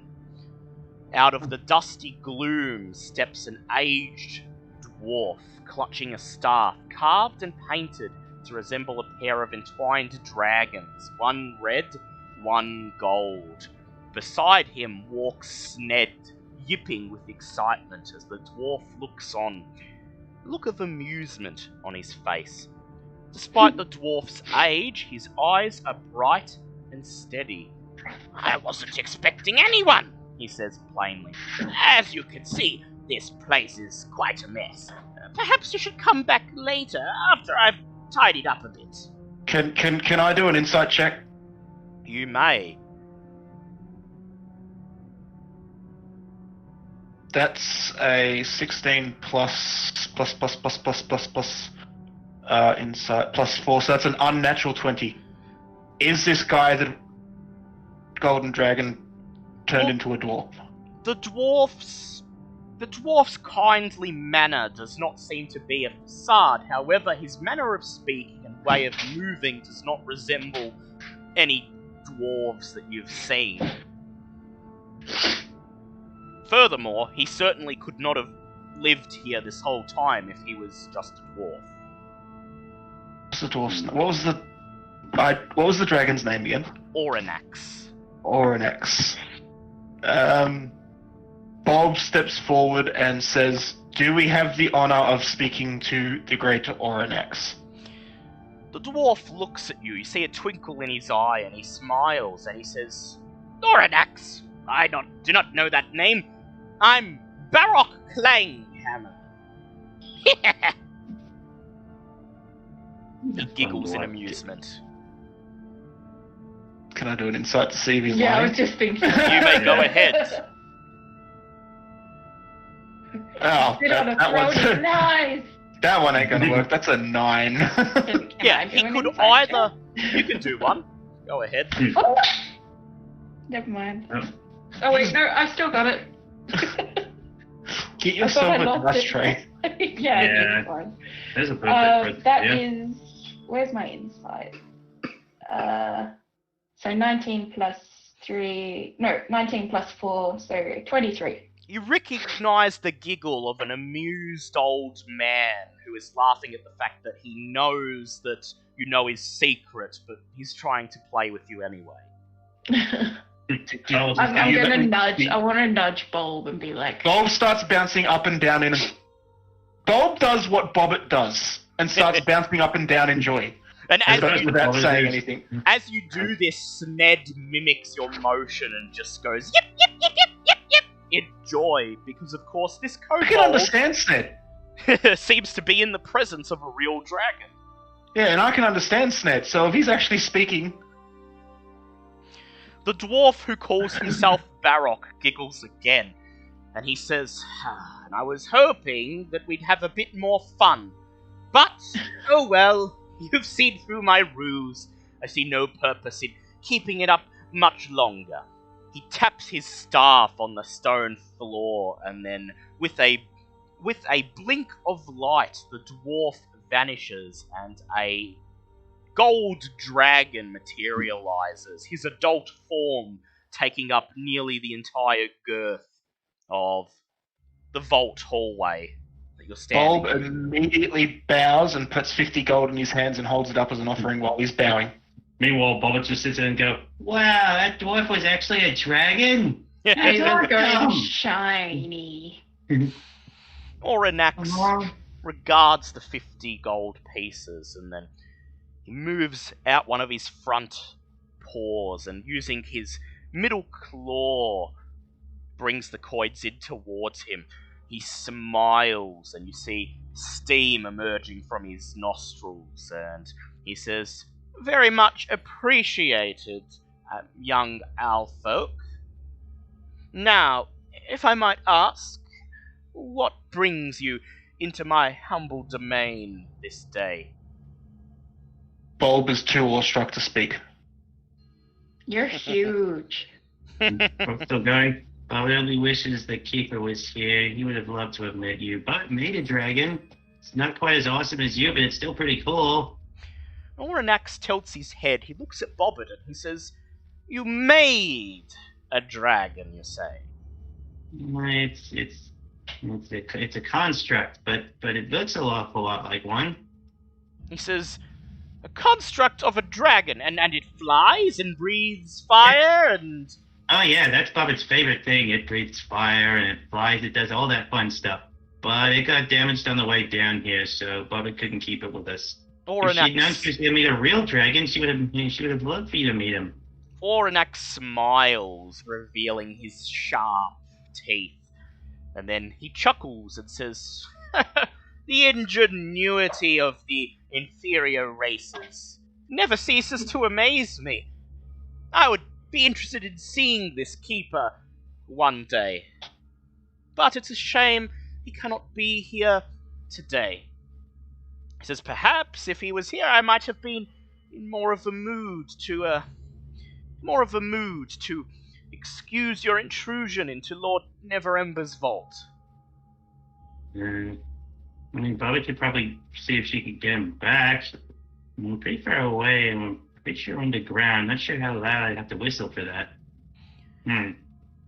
Oranax raises a front paw to silence you, and says, I ask again, what brings you to the vault of Dugald Neverember, the open lord of Waterdeep? Who wants to answer that one? Pushes bulb forward. Bobby can still. Bobby can try for a somewhat honest route, because technically we were tasked by the current lords to come and. That is correct. Great. Great. Oranax, I understand that some time has passed since you may have been down here. Lord Neverember is no longer the open lord of Waterdeep. The dragon looks at you, he opens his mouth and he shouts, Inconceivable! No. Lord Neverember is an honourable man, beloved by the people of Waterdeep. As such, for him to no longer be the open lord, some evil must be afoot. And then you see the dragon's eyes ever so slightly narrow as he stares at you. But how long has it been since he Yeah, I was? was gonna say, hasn't it been like 100 years or something? It's been, well, you know that Rainier Neverember is his son, so it's only been a few decades at most since he was open lord. But is he like still alive? Or Yeah, is he... you know he's still alive. He's now the Lord of Neverwinter, and I was really hoping he was dead. Yeah. Essentially, what you were told by Lady Silverhand is that he is apparently still alive, but he refuses to let the current Open Lord of Waterdeep know how to acquire his embezzled money, which is now all around you in this vault. So he's still alive, which makes this very inconvenient, because otherwise we could have just said, hey, fortunately he's dead. It's been so long now, we have to try and figure out how to answer this question without getting roasted alive as a result. Did he steal from the people? Well, Isn't that in what embezzling is? Well, you were told by the Lords of Waterdeep that this money was embezzled. You don't have any proof, but that's what you were told. Yeah, and the dragon seems to think he's a very honest man. Yes. Which means if we tried telling him without any proof of any kind, he would probably just kill us. Can I ask something? Yes, you guys go mind ahead. if I ask it? Go ahead. Sure. Great. Oranax, what exactly was your relationship with Lord Neverember? Like, how did you come to guard his treasure? He says, well, not much of a relationship as you term it. I'm simply performing a service for the Open Lord. I watch over his gold and ensure that no one removes it other than him or an appointed successor. And in return, he allows me the use of the dragon staff of Argheron. He motions towards the small wooden staff still clutched in his front paws. Well, Ooh, what is could that? he still get use of it? Could I mean, he's probably still holding onto it, but he said Bullet holds up Mr. Sting goes, Bullet has a staff too, what does yours do? is that a well-known staff for Dragonkind? For Dragonkind, yes, it's unlikely any of you So kobolds would know about it then? Kobolds would know, actually, so I'll ask As you I was to raised- make an Arcana check with advantage.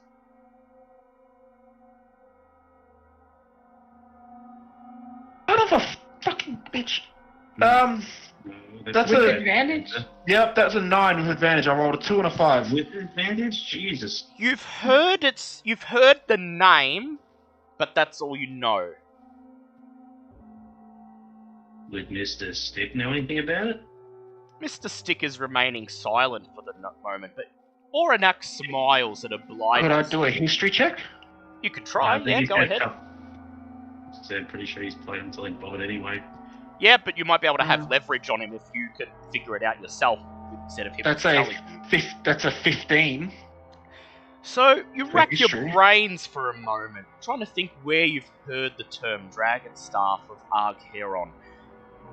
And suddenly it occurs to you, the city of Waterdeep is governed by a magical phenomenon known as the Dragon Ward. This is, for want of a better term, a magical bubble that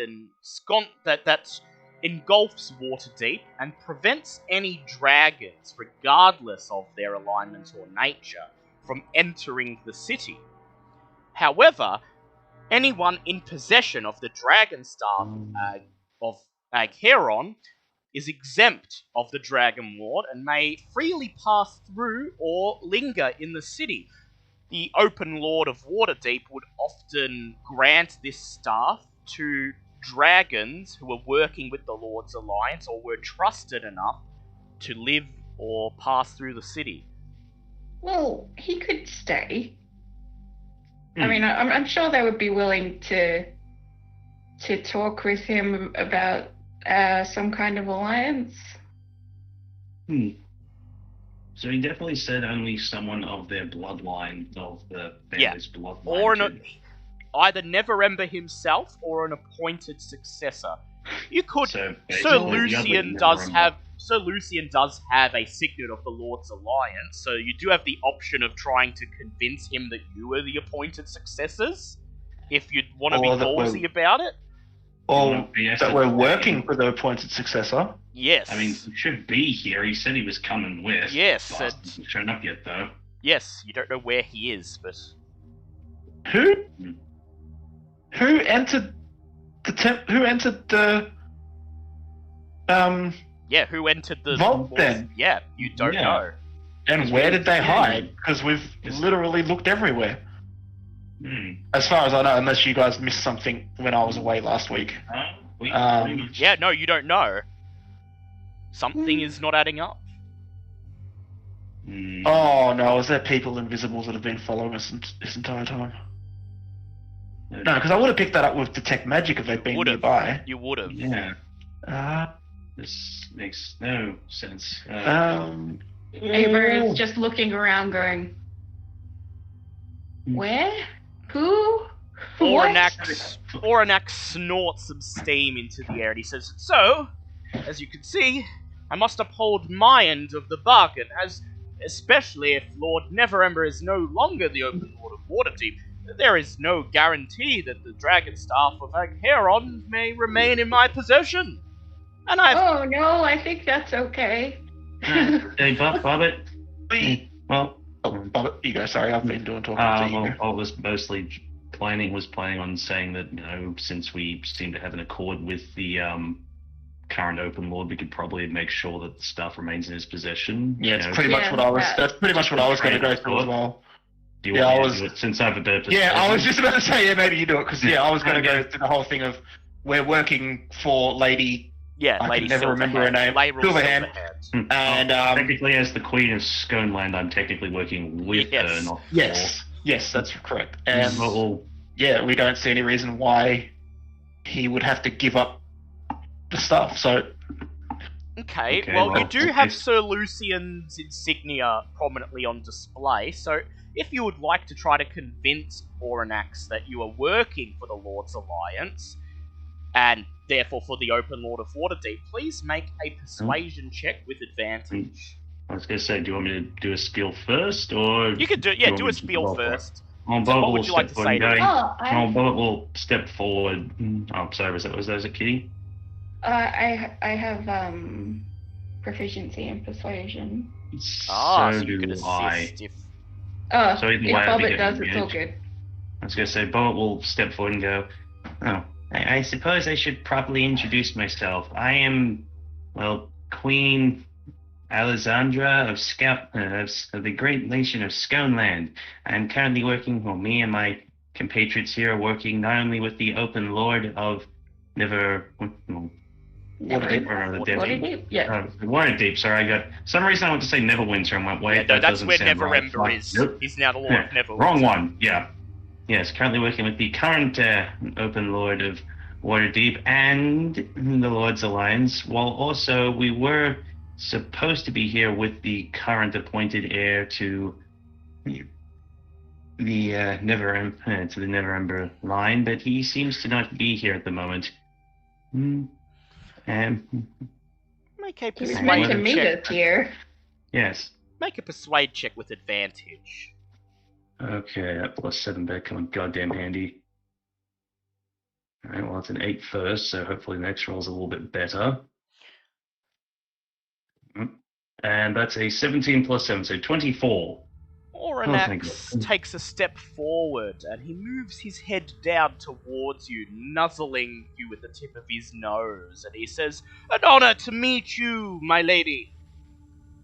He withdraws his head and he says, "I must ask, however, if you work for the Lord's Alliance, as you claim, I must ask, what is their reason for acquiring Lord Neverember's gold, and why did he himself not come here to claim it?" It would seem that Lord Neverember has not only relocated to Waterdeep, he seems Neverwinter. Neverwinter. God damn it. yeah, that one. Well, it's in my head, but it's up on the way out. That's where it seems he seems to have current issues with the current lords for some unknown reason, and refuses to grant access of this fortune to the city. And shit, I was going somewhere with this. Bah! Current- says Oranax. If he does not feel it is time to claim this gold, then what is their then what right do they have to claim it in his stead? They need it. They are the current chosen successor. Going by your laws, great Oranax, the rule that you yourself has stated, the chosen successor may commandeer this gold for the use of the city.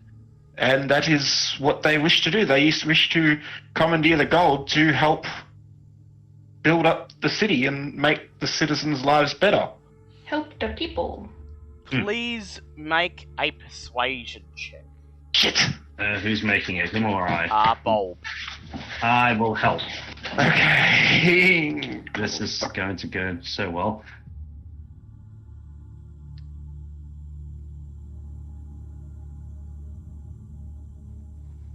What's my charisma score? Not like this is good. That's a 15. Chosen worst I could've done. successor, ponders Oranax. Well, I did mean a successor chosen by Neverember himself, of whom I was aware, but there is truth to your words. I did not specify, and as such, a successor to Neverember is a successor. He puffs steam out of his nostrils and he says, "Very well. The honourable thing would be to use this gold for the betterment of the people. I agree. However, if I am to allow you to take possession of the treasure stored here, I would ask that you speak in my stead to the Open Lord of Waterdeep, requesting that I may take residence within Waterdeep and permanent possession of the Dragon Staff." I think that can be arranged. That would be an easy. Compared to what we've faced so far, we believe that would be an easy task to accomplish. Great. I'd actually gladly accept this. However, I feel that an obvious request from the lady would be a admission that you would not terrorize. Not terrorize. That would imply that you are not good, but you would not harm any citizens of Waterdeep. Oranak smiles and he says, What do you take me for? Imrith or one of her brood? No. I do not wish to imply that is what I am implying. I am just stating that the lady would immediately come back with that request, and I would just like to avoid any insult implied in a new partnership by getting the question out of the way immediately. He smiles and he says, No offense taken. Be ensured that I would keep to myself. I have quite come to enjoy my solitude here in this lovely dwarven construction, and wish to adopt it as my home. It is a wonderful place to build a hoard, and I can while away my hours here, not having to deal with the cacophony of the outside world. I relate to this on a personal level. We shall, once we have finished our business here, we shall immediately head forth and pass on your regards to the current open lord of Waterdeep. Veska raises her hand and jumps up and down, and she says, quick question. Before you continue, Bobbit, are you really sure you want to cut a deal with a dragon? Yes.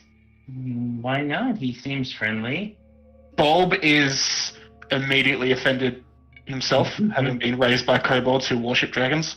Avery's confused. This dragon seems friendly and honorable. Veska blushes a little bit, takes a step back, and she says, Forgive me. I have not had the pleasure of meeting a dragon before, but as a student You're of clearly not from Chult. As a student of history and a student of magic, and she reaches up and touches some of the growths on her cheek that vaguely resemble reptilian scales. She says, I happen to know a thing or two about those with dragon blood, and that is, 1, they cannot keep their word, and 2, they will try their best to weasel out of it however they can. How do you know of gold dragons, Veska? She says, not gold dragons specifically, but those of dragon Can I sharply blood. tell her to shut her mouth? What color was the dragon that you had issues with? She just glares at Bobbit and she says, Black, okay, black.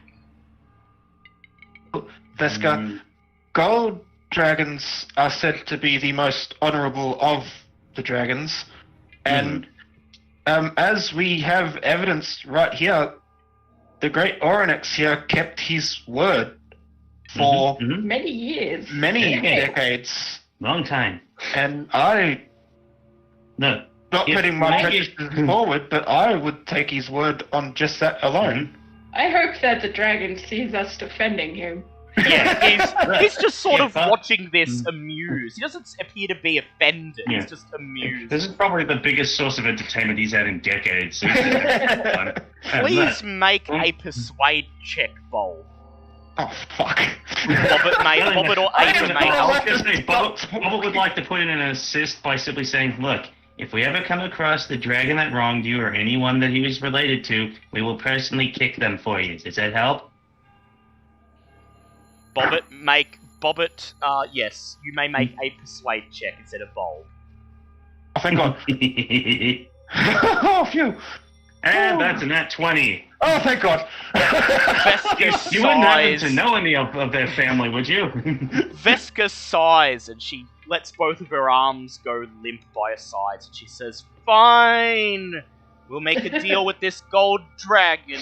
And then she mutters under her breath, Probably has a half daughter out there that he's on the shits with, who won't even talk to. God. Wait, what did you? That was an excellent grumble to the point where I didn't quite catch that. What was that I in heard English? parts of it. Yeah. Oranax looks over at you and says, "So, do I have your word?" Mm. You You have the definitely word have of mine. all. Yes. You have mate, the you word have of mine. the on the honor of the great nation of Sconeland. You have my word. Oranax smiles. "Then you have mine." He gestures towards the piles of gold. "They are yours. Anyone who enters and claims to be friends of yours shall take this as they wish and use it for honorable purposes." My lord, before you commit to that oath, can I maybe make an addendum that one of us be accompanying? Because anybody can say they are our friends. He smiles. He Mm, says, mm. "Very well. Unless they are accompanying one of you, they shall be rent to pieces in my jaw." Ooh. Oh, Bob would pay That very sounds pretty fun. penny to see that. He smiles again. He says, "Very well. Our deal is concluded. Fare thee well, inferior folk, and good travels." He smiles again, and then he raises his claw and snaps it as if he's snapping a finger. And then suddenly, the great form of the dragon is gone. He's back to the dwarf, or is he just gone? He just appears to be gone.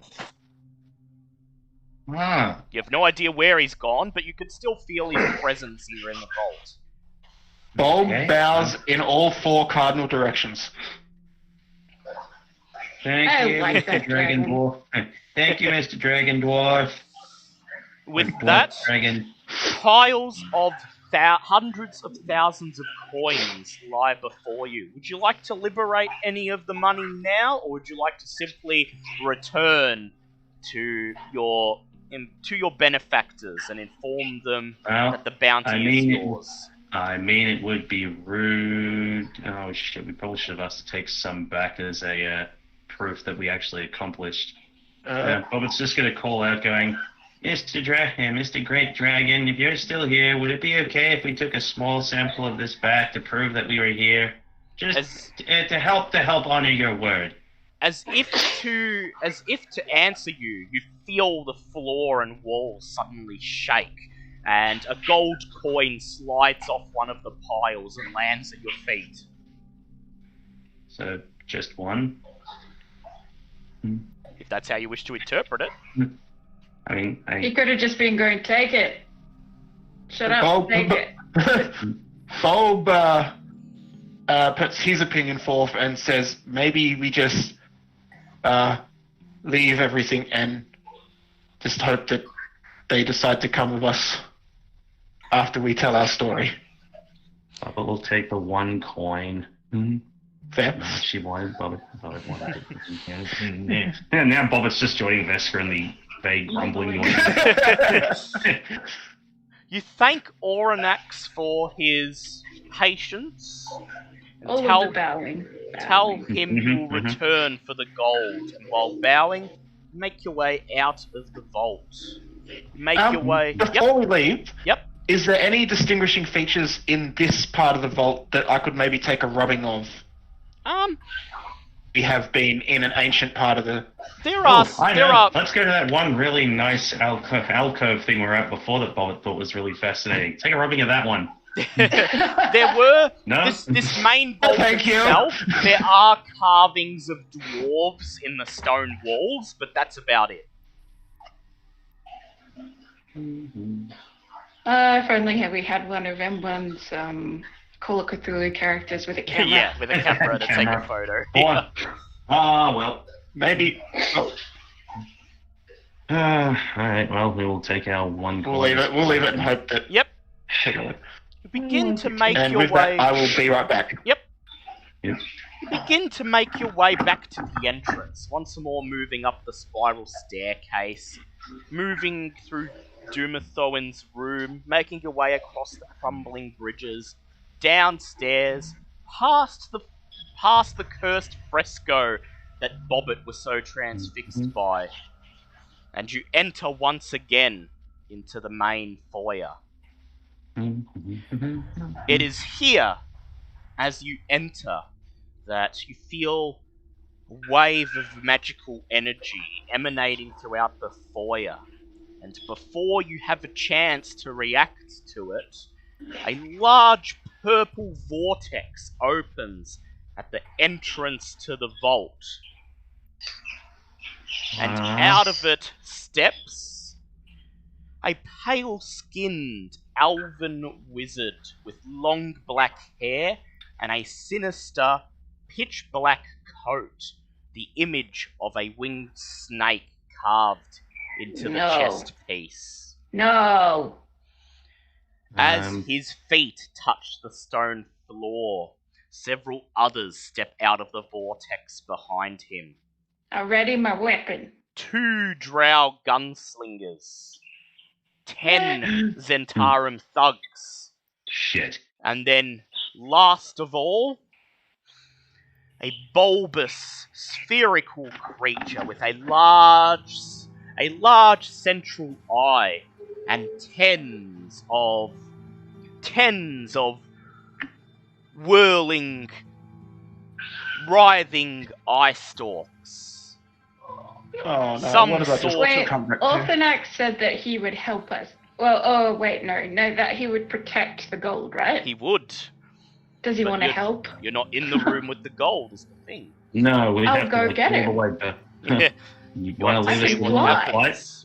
I mean, we could just run back into the treasure That's room. a lot of.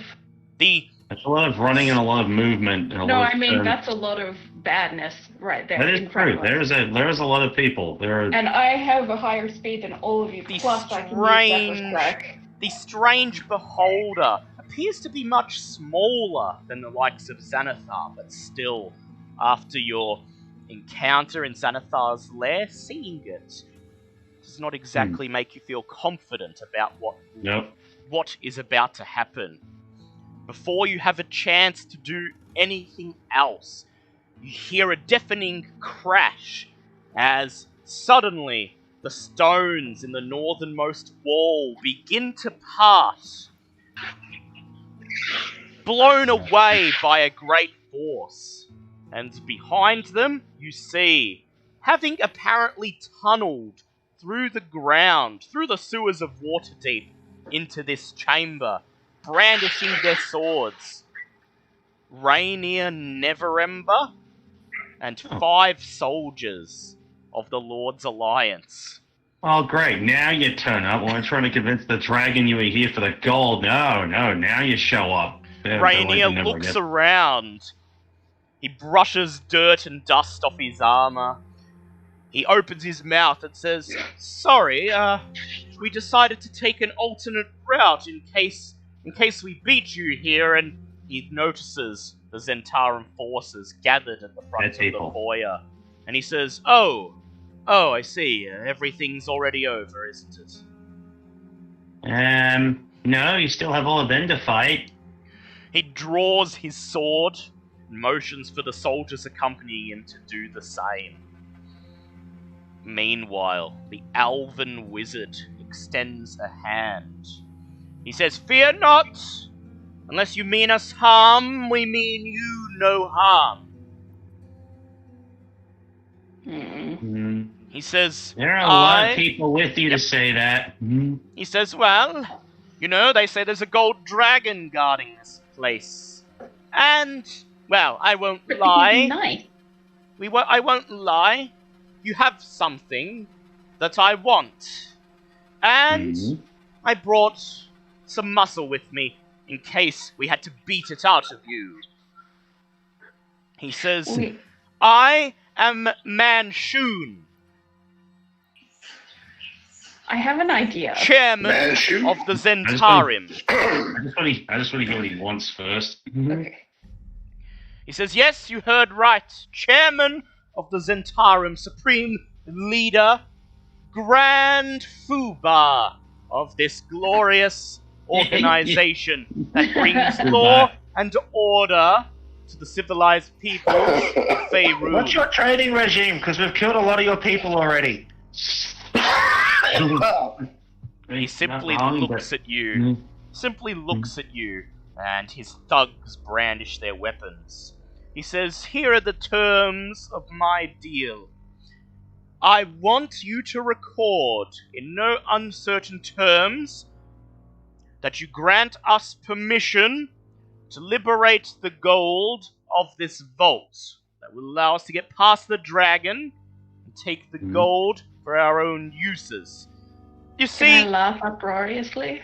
you can laugh uproariously. They want the shinies. First they want We this can offer a shiny. better training regime. He says, "Please, please, do not mock. There's a good reason. You see, the Zentarum, for all you may have heard about us, provide an important purpose in the Sword Coast. You see, we protect trade routes, we provide protection, law and order for those towns and people who don't have the likes of the Lord's Alliance to rely on. And yes, while we take a cut of everything they do, we ensure that they get to conduct their business and live their lives in peace. The thing is..." Nice. Question. Didn't you send your guys to attack us one night while we were sleeping? That doesn't sound very noble. He says, "I never said we were noble, did I?" He smiles. "Just that we serve a purpose." He says, Right, "Now..." we killed them unarmored too. Jeez, your training regime sucks! You see his bottom lip tremble, and he says,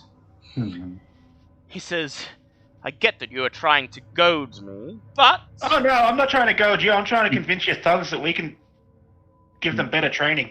We maybe we survive. really don't want to have to do this. He says, If they want a job, maybe they should look at the Lord's Alliance. We can also offer them Well, jobs. the Emerald as well, Enclave. you know. He says, "I will appeal to your sense of honor. I will say one thing. The infrastructure of the Zentarum lies in ruins. You see, 20-odd years ago, the Zentarum tried to ensure that the civilized people of the Sword Coast would be safe from marauding fire giants. However, a meddling group of adventurers put an end Aren't they the to ones this. trying to work with them? And Sorry. so, Yeah. any Yeah, no, agreement we reached with the giants was null and void. The Zentarum did our best, but it is necessary that we acquire that gold to restore our infrastructure and our organization to its former glory, so that those parts of the Sword Coast that were ravaged by Lord Zalto's forces are Right, able we're to fucking live paying in for all the peace." bullshit that we're paying for all the bullshit we did in the last campaign. That's just dandy. He notices the momentary pause on your faces, then he smiles and he says, "Yes, quite. As I said, a noble purpose. So, They're may not make- noble though, they're shit. you may make this easy on yourselves and give us the... and make it known to your dragon friend that we are to acquire the gold with your permission, or..." Once again, his thugs brandish their weapons, but you notice they're looking a little bit less confident this time after Bulb's words. Manchu Well, yeah, says, Ava was naked. "Yeah, When she Even murdered. killed like even murdered 3 half- of them. or Yeah. we shall beat it out of you. Your choice." I'm gonna say I was naked. Can I try? I know I am the worst person to try a persuasion check. But can I try a persuasion check before this inevitably goes into a fight? An intimidation check, if you like. Or a persuasion check if you want to try to make an alternate arrangement with Manchun. No, not Manchun, all these thugs. Alright, go ahead and make an intimidation check and add some more salt onto that wound you've been building up. Okay, so where did that go? I don't know what that rolled. That's okay. Before I reveal what I rolled, I'm still going to say it anyway because I want the Well, opportunity. if yours fails, I have an idea. That's true. We, as I have been spouting trying to, shut this guy up, we've killed many of your friends. One time when we were all basically naked after sleeping. Now, as he's just said, he's trying to get money to rebuild and make something stable. We are already stable, and as soon as we walk out of here, over your dead bodies or not, we're still going to come into a great deal of money. We can offer you alternate employment. And I rolled a 10. You rolled a 10. I was going to say, failing that, you could always try and fight us. I mean, one of our guys dropped your guys off of a balcony, and you didn't even have pants on. You notice the thugs. You notice the thugs looking around nervously, as if they're considering the idea. And then Manchun smiles and says, "We outnumber them. Don't be a fool. Whoever deals a killing blow gets 1,000 gold apiece." You don't have that kind of money. You just said you didn't have that kind of money. If you kill us, the whole point of you coming here was to take the money off of us. You don't have that money. Yeah, I want What are to you paying them? say that if we die, literally no one gets anything. Yeah, you kill us, then no one gets any money. Manchun simply looks towards the beholder floating next to him and says, "There are ways to scour a dead mind of its secrets." Okay, well, Secrets aren't going to help you. I mean, even if you attack us, we're going to make sure we take the beholder down first. "Try as you like," Really? says Manchun. Clearly, look, before "Clearly we my men know their loyalties." He Look, smiles. clearly, talking is a... Look, we'll make this simple. What if Bobbit gives you something that will help you get past the dragon? If you don't fight us all at once, how would you like something that would help? raises his eyebrows. He says, "I'm listening." Bobbit has something on her that would give you definitive proof. All you have to do is tell your men, your little thugs, to leave. The gunslinger and the dumb beholder can stay if you want, but you have to know. Actually, you know what? Send your troops back, and we'll deal with you personally. You take the item that we offer, and then maybe we all get to live to see another day. How does that sound? Make a persuade check with disadvantage.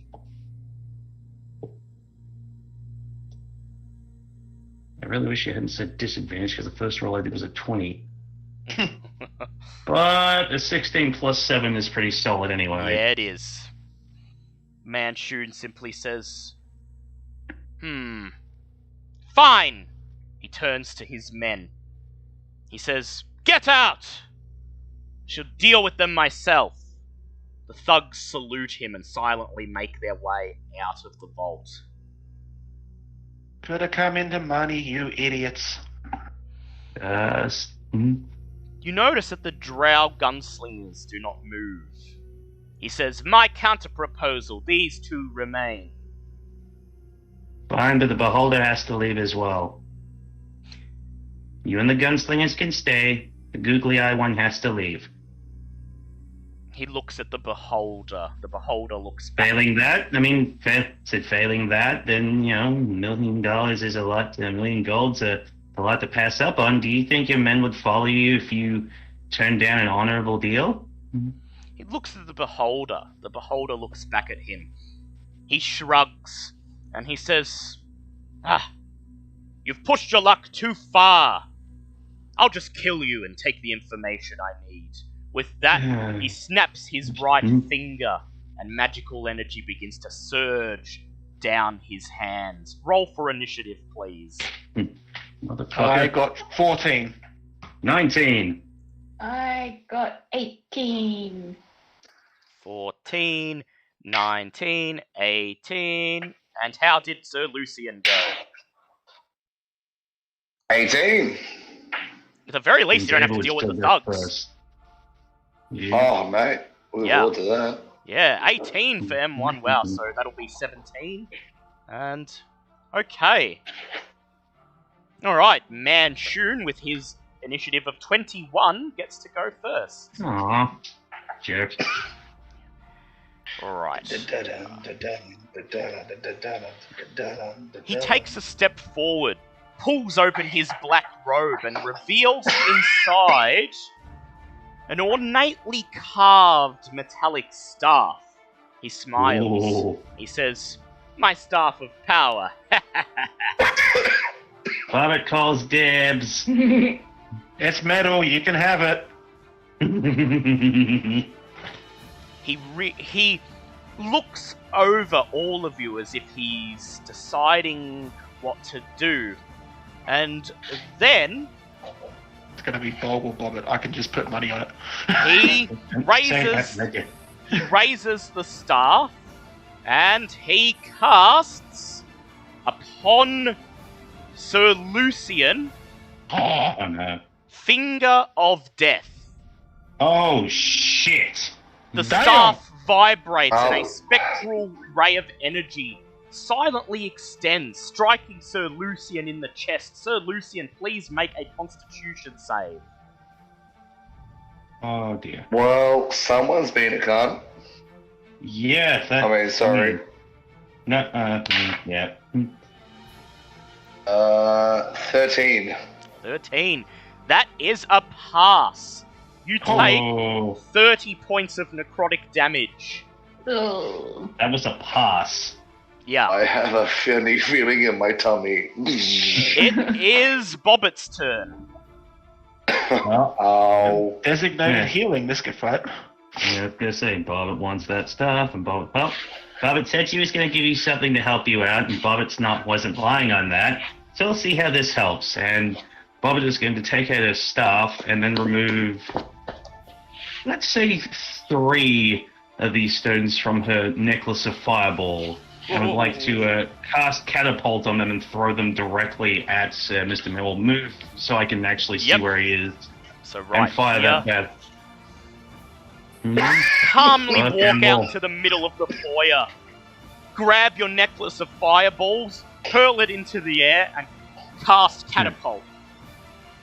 Just on 3 of the stones. I'm not throwing the whole thing, but well, that being said, actually, Keep some so that you can repair it. You can. you know what? Bugger it. I'll throw all but 1. All but 1. Okay, so how many beads altogether? Well, I had a full necklace, so that was. Yep. You're going to throw all of Believe them that. but 1, so it's going to be Actually, like where's 5 the- beads. Let me just check the info. I do have the necklace of fire. Pretty sure I got necklace of fireball on my items. Brand crap under it. Necklace of fireball says 1d6 plus 3, so I believe I think I had 8 all up. So basically I'm throwing 7 at this particular area. Yep. Which Okay. should work out to, I believe, well, it's going to be a 9th level fireball. Yep, well first I'm going to get Manchun and his beholder to do dex checks to avoid taking damage from Well, being actually- catapulted. Well, yeah, that would be nice. Well, Manchun has rolled a 5, so you may roll the catapult damage on him. So he first. takes 4d8 bludgeoning off the bat before we even get to what's coming next. Yep. He's going to take 18 points of bludgeoning.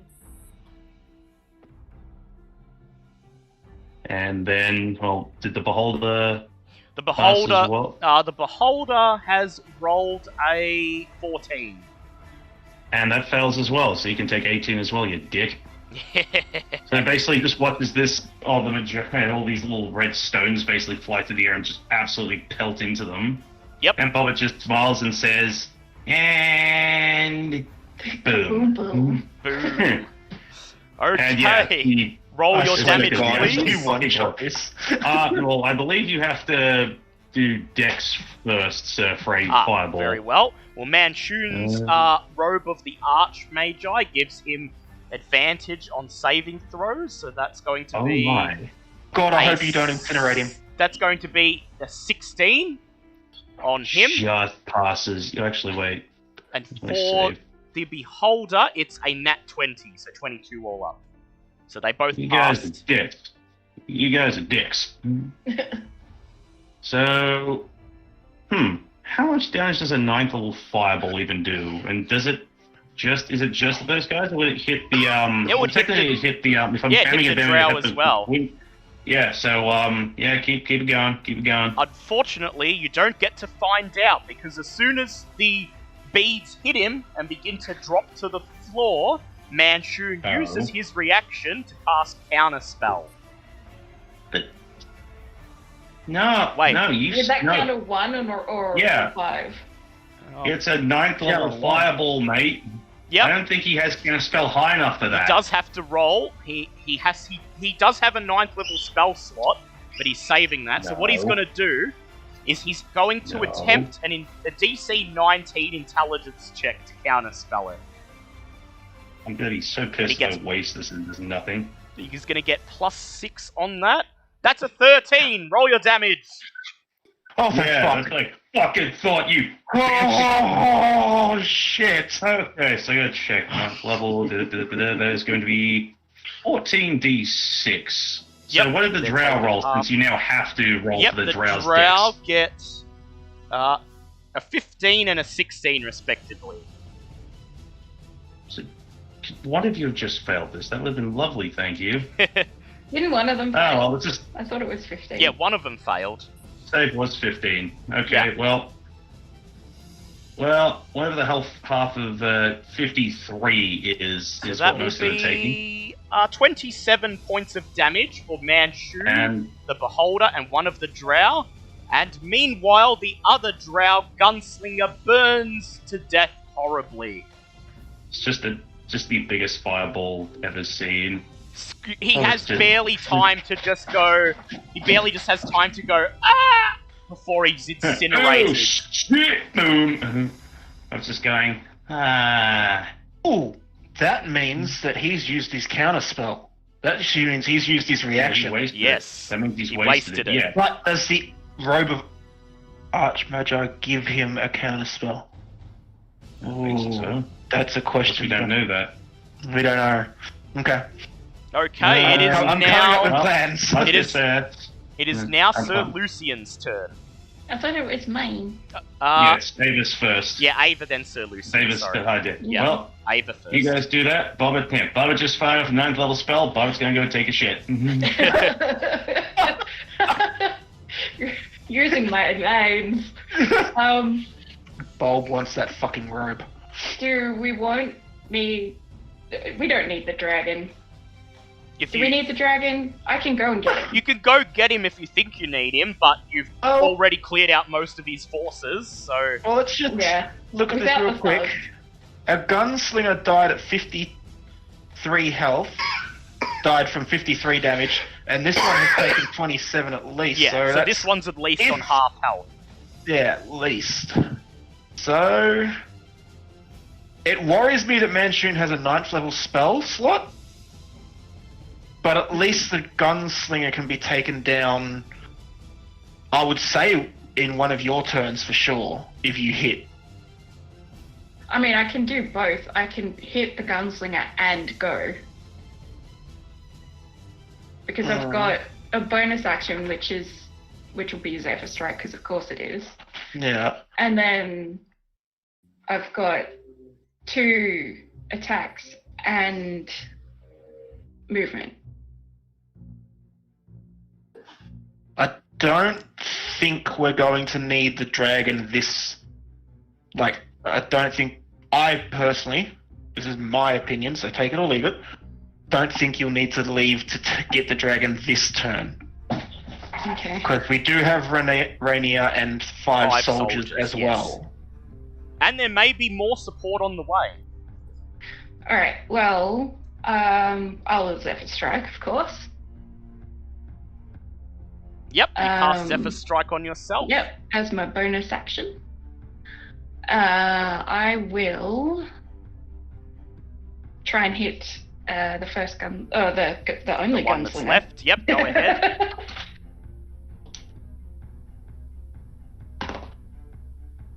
What did I get?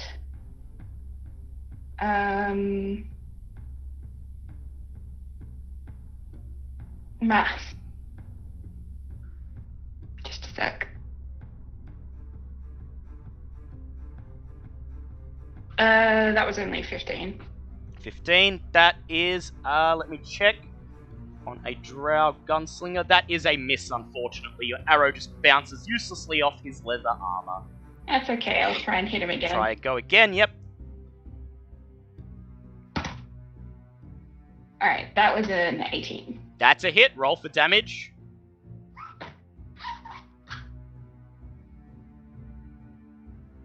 And I'll be using the swapping.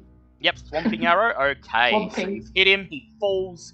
He's going to make a Constitution save, which he fails, getting a nat 1 and falling prone, landing on the cold stone tiles as your arrow hits him. And he will take 9 regular damage, 9 regular damage plus your psychic. which I have to do in chat because I still haven't found my d4. Yep. 1 d4, which was 4. Yep.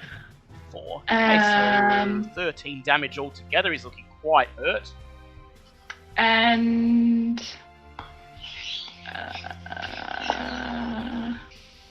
I didn't give myself advantage on that, so Yeah. So I will then move behind one of Pillar? the big stone yeah, pillars. here you go. It is Sir Lucian's turn. Sorry, getting my emphysema cough. Okay.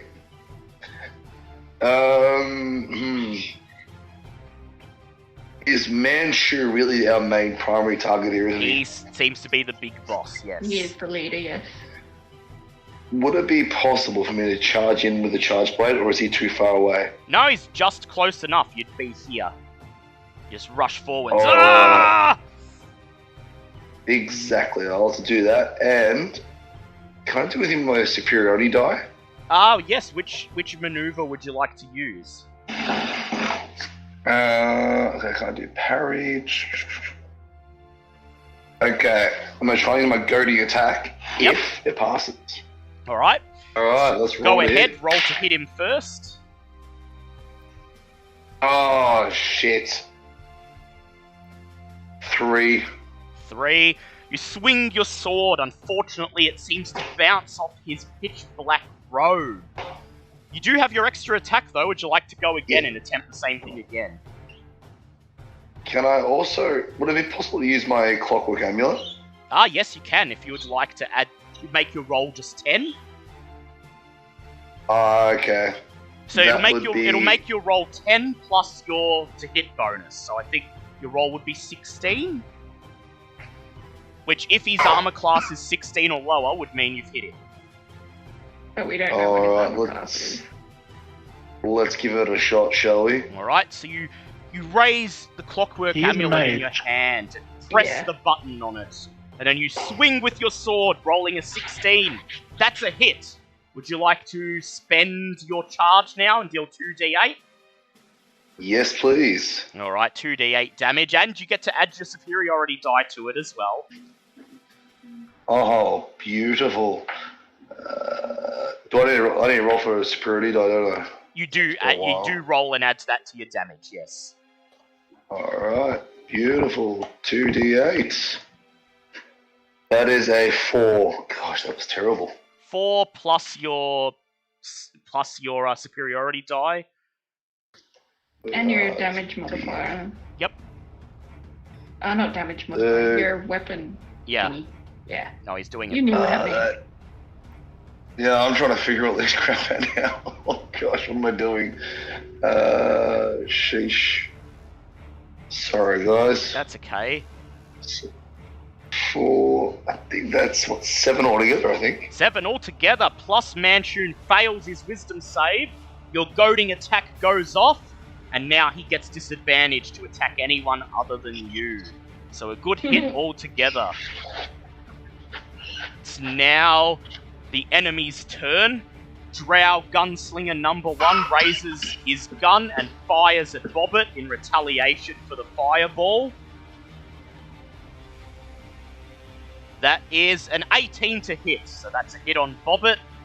That's Oh. 7 piercing damage plus Nope. 11 poison damage, so 18 damage altogether. Ow. Don't hurt my baby. Was it something I said? Oh, right, the flaming bull of death. It is the Beholder's turn. The Beholder shoots 3 of its eye rays. The Eek. first one hits Sir Lucian, and it is a sleep ray. Sir Lucian, you must make a wisdom save. Uh-oh. Alright, let's do this. By the heart of your Orichalcos. That is a fail of a 4. That is a fail. You So persuasion on the heart of Lucian- the cards instead of the seal of Yep. Orichalcos, you fool. So Lucian drops to the ground, Backhand. snoring loudly, knocked unconscious by the sleep ray. The second ray is a Devour Magic Ray, and it is targeted at Bobbit. Bobbit, please make a Oh. dex save. Oh, no, I don't like that. Don't want that. That sounds all kinds of bad. And that's a 22. A 22. You duck as the ray flies over your head, and none of your magic items are devoured. Oh, shit! The Question though, final would the ray. beholder have actually been able to see Bobbit? Yeah, it could see. It could see Through where the the fire. It could pillar? see where the beads came from. Yeah. Okay. Oh, sorry. I'll move it up here so it can just see him. There we go. Because it could see. It could Okay. see what the drow's firing at something. So it came up. Okay. It's just crouched down, shaking like a leaf, going, nope, don't like that, don't want that. The third is a paralyzing ray at Bobbit. Bobbit, make a Constitution save, please. Okay. Ooh. That's a non-nat 20. Woo! You're fine. And Thank once you. again, you duck, Huh. dodging this ray as it flies over you. Stop again. What did Bobbert do? Oh, yeah. Rainier shouts, "Charge!" and charges up next to Bobbit with his soldiers following behind him. Rainier raises his crossbow and fires it at Drow Gunslinger. He rolls an 11 and misses. These guys are about as well trained as the rest of the Zentaran. It is at this point that you feel a gust of wind blowing through the foyer, and you hear the sound of distantly blowing trees. Suddenly, a tornado of leaves begins to swirl up in the middle of the foyer, and when it departs, Malinar Fellbranch stands in the foyer. He looks Bobbert over just at has stars in her eyes. He looks over at What? Bulb and Ava and Bobbit, and he nods, and he says, "I can always tell when a fellow Enclave member is in trouble." He raises his hand, and he casts Cure Wounds on... He casts Cure Wounds on Bobbit, healing Bobbit for 10 HP. Yay! Okay, Probably- it is now Bulb's turn. Good thing. Okay, Bulb is going to run. If Bulb hides here, Yep. can he, see, You can indeed Mansion. see. Can indeed see Mansion Okay. from here. as my bonus action, I cast Healing Spirit. Yep. Making Right Sned here? appear. Yes. Also, that's a question. It's been over 2.5 hours now, hasn't it? Yes. Yeah, so you're you- doing Yeah, it again. yeah. No, this isn't Sned, this is Healing Spirit. I'm just going to use I still Sned have- as the healing spirit. No, yeah. Fair enough. I did take off one of my charges of Wild Shape for that before. And then I'm going to cast... Oh, first off, everyone gets... Is it just a D6? Bum bum bum bum bum bum bum. I think it's just D6. But Yeah, it's just a D6. So everyone gets 3 hit Yeah. points back. 3 hit But points. at the start of your turn, you all get to roll a D6. Yep. Now, do you want me to do another healing on Sir Lucian, or do you want me to try and take out that beholder? I mean, Solution's not really doing much at the moment. I get the beholder. Solution's doing nothing but, tripping over his own shoelaces. All Okay, the well, time. Bulb is then going to use... He's still the attackers from Manchun are still directed at Sir Lucian. So Yeah. Even if he's sleeping. Yeah, so It's Lucian's just- He'll have to sleeping. attack you, I think. Well, he doesn't have to, Wow. but he'll He take doesn't he'll have to be while he's down. disadvantaged if he tries to attack someone else. Yeah, we've got to keep him alive. Yeah, he needs to be alive. He's our punching bag. We must keep him that way. Kind of Being is said, at this you're point. right near Pakistan. Oh, I am so stealing that fucking stuff. And I want the robe, which means I'm not going to hit Manchun with a fire spell. Because I just know Dale will say it'll get fucking burnt. I threw that 9th level fireball, and I'm not apologizing. No, that's fair. That's fair. If it had been taken out by that, I wouldn't complain. Also, I will point out, just so you're aware, that you understand that the reason why you didn't detect Manchun coming in is because he was plane shifted. So I will point out that he does have plane shift, because that's how you saw him. You saw him come out of the portal. The word of what's the fucking wording of scorching ray? Because if it says sets things on fire.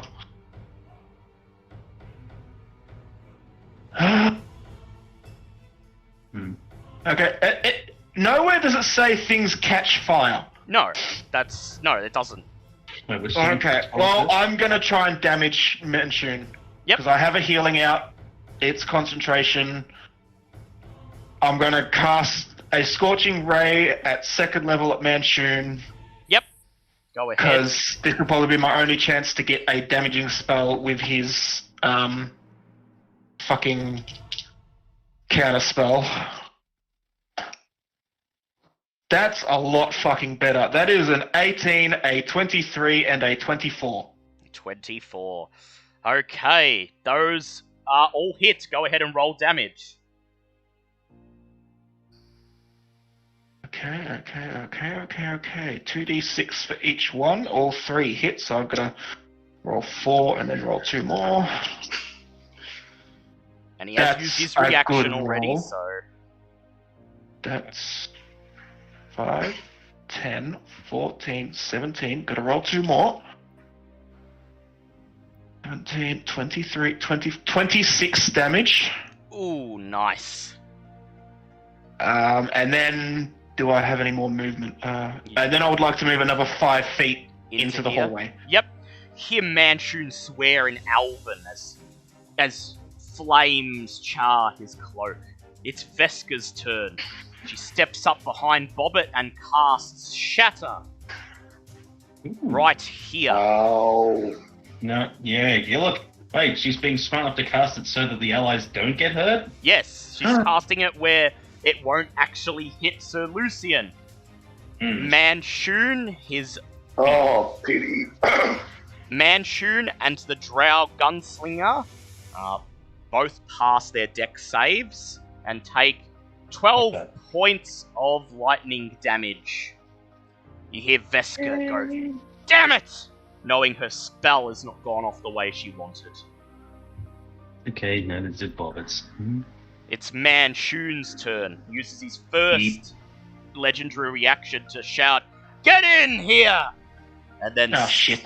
And then suddenly, 2 Drow Gunslingers run in from outside the vault and take up positions in the room. Maybe we will need that help, Ava. I should have just gone last turn. Manchun then stands in the entrance. Manchun then stands in the entrance to the vault and casts Globe of Invincibility. Oh, you piece of shit. A magical bubble versing? materializes and engulfs him, protecting him from the effects of all spells cast from outside the circle. And he's centering it just on himself, not on anyone else. It is now Bobbit's turn. Is the Beholder still in... Oh, okay, the Beholder's just not in in the circle? it. Yeah, Or... Beholder's just out of the circle. This annoys me. I want his stuff. It's gonna be in there. I can't even get to him now because almost all of my attacks involve bloody spells. You have your gun. That is true. Can I hit him from here? You sure can. Okay, well, I'll take a quick bonus action to load up one of the, Poison bullets. Actually, I was going to say one of the 5 shots. Yep, go ahead. Yay, And roll to bullets, hit. bomb bullets. So it's a +8, so it's going to be 21 to hit. 21 to hit. Your bullet pierces through his globe of invulnerability and strikes him in the chest. Roll for damage. It's just like you imagine him doing the whole smoke thing. Going, haha, I am behind my thing. None of your spells will do this. Pull out the gun. This isn't a spell. What? It's anime as fuck. Yep. And that's plus. God, I keep forgetting. Plus. Plus 5. So it's gonna be 23 points of damage. Ooh, nice. A nice hit. It's Ava's turn. Magic gun, magic Don't gun. forget to roll your d6 for healing at the start of your turn, by the Oh way. yeah, best to do that. Thank you. Best I do that. Three. Oh. Just a second. That temporary healing probably came in really handy. Yes. Yeah, mine's Oh pretty yeah, I long. still have temporary. Yeah, temporary hit. I forgot to Yeah, take them off. I've been taking mine's all already my gone. regular ones. I should have just added it to my current HP. I'm gonna need it. So that Maybe means not. I did the same thing. there we go. All right, sorry. All right, so I think we've decided we want the dragon. Yes. Do we? Not gonna say. Powdered dragon bone. No powdered dragon bone. I think it's a great aphrodisiac for the single man. The vault. He's mostly aiming to protect the vault itself. I'm not sure if he. Well, they're trying to get to the vault. Well, they're trying to kill you, so... Yeah, to get to the vault. Yeah. So it's Yeah, up to I you think if you the want to go vault's for... under Killed me. protection. If you want to go for Oranax, it's up to you if you think he will help. I think so. Alright, so you use all your movement... Proficiency in persuasion, so. Yep, you use all your movement to fly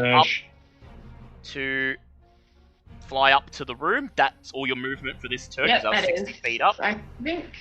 So that's Ava's turn. wait. Yep, Wait, did we double my air or just land? only your land movement, I think.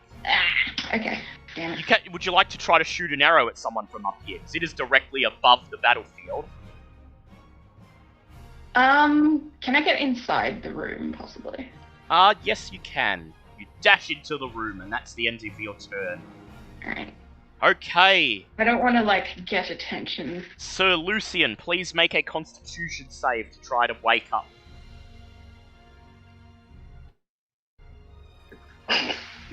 So wake up, Wake Jet, up. and you get experience. I got a 14! 14! I have arisen. You open your eyes and feeling groggy, you climb to your feet. Mummy It's your- and Daddy, is it Mate. you? Take 1d6 healing. Yeah, take 1d6 healing and then you can take your turn. Wow. Oh, I'm awake. Yes. Alright, 2 points, up to 15. Beautiful.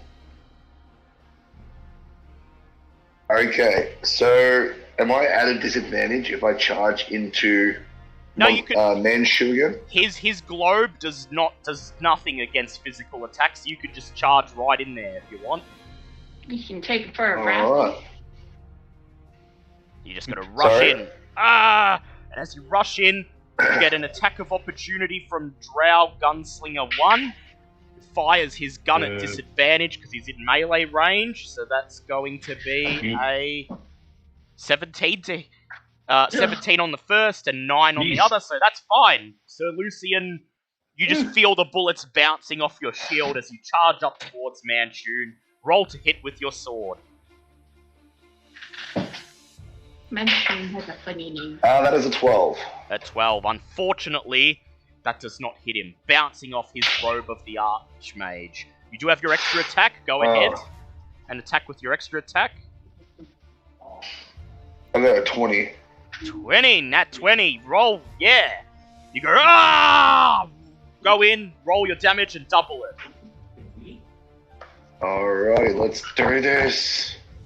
2d8 is the same thing. 10. Yep. There 10 you go. damage, not bad. So- Just slash parts of his cloak away, and he's... Wait, so is that 20?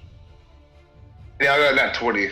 Yeah, on but my he, attack. but he doubled his attack. His initial attack was 5. That's 5. Yeah. Please don't damage the cloak. You see Manchun looking somewhat worried as he sees you inside his globe of invulnerability. What a sleepy baby! Swing! It's the enemy's turn. Drow Gunslinger 1 and 3 fire their guns at the Lord's Alliance soldiers.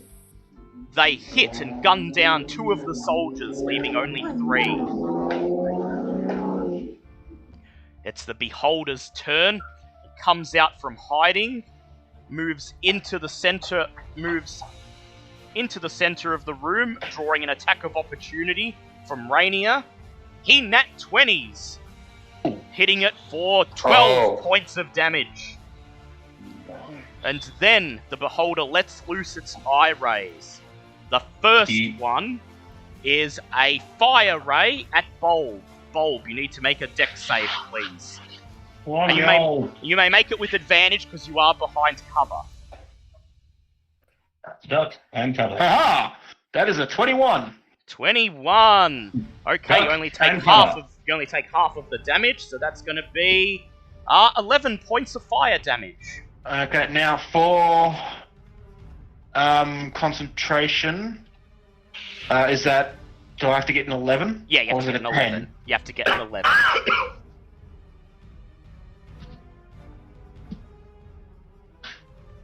It's an 11 exactly. You're fine. You maintain concentration.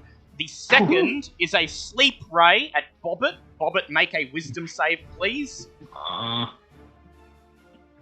That's a 19. 19. You dodge as it sails over actually, I your was gonna head. say, I'm pretty sure I can't go to sleep anyway. Yeah, so it I just can't be forced to fizzled sleep in by your any head. means, so you can't do shit. Yep. And Bo just stands there and scratches her head and goes, tickles. And the third is an enervation ray that it fires 60 feet up in the air towards Ava. Ava, please make a constitution save.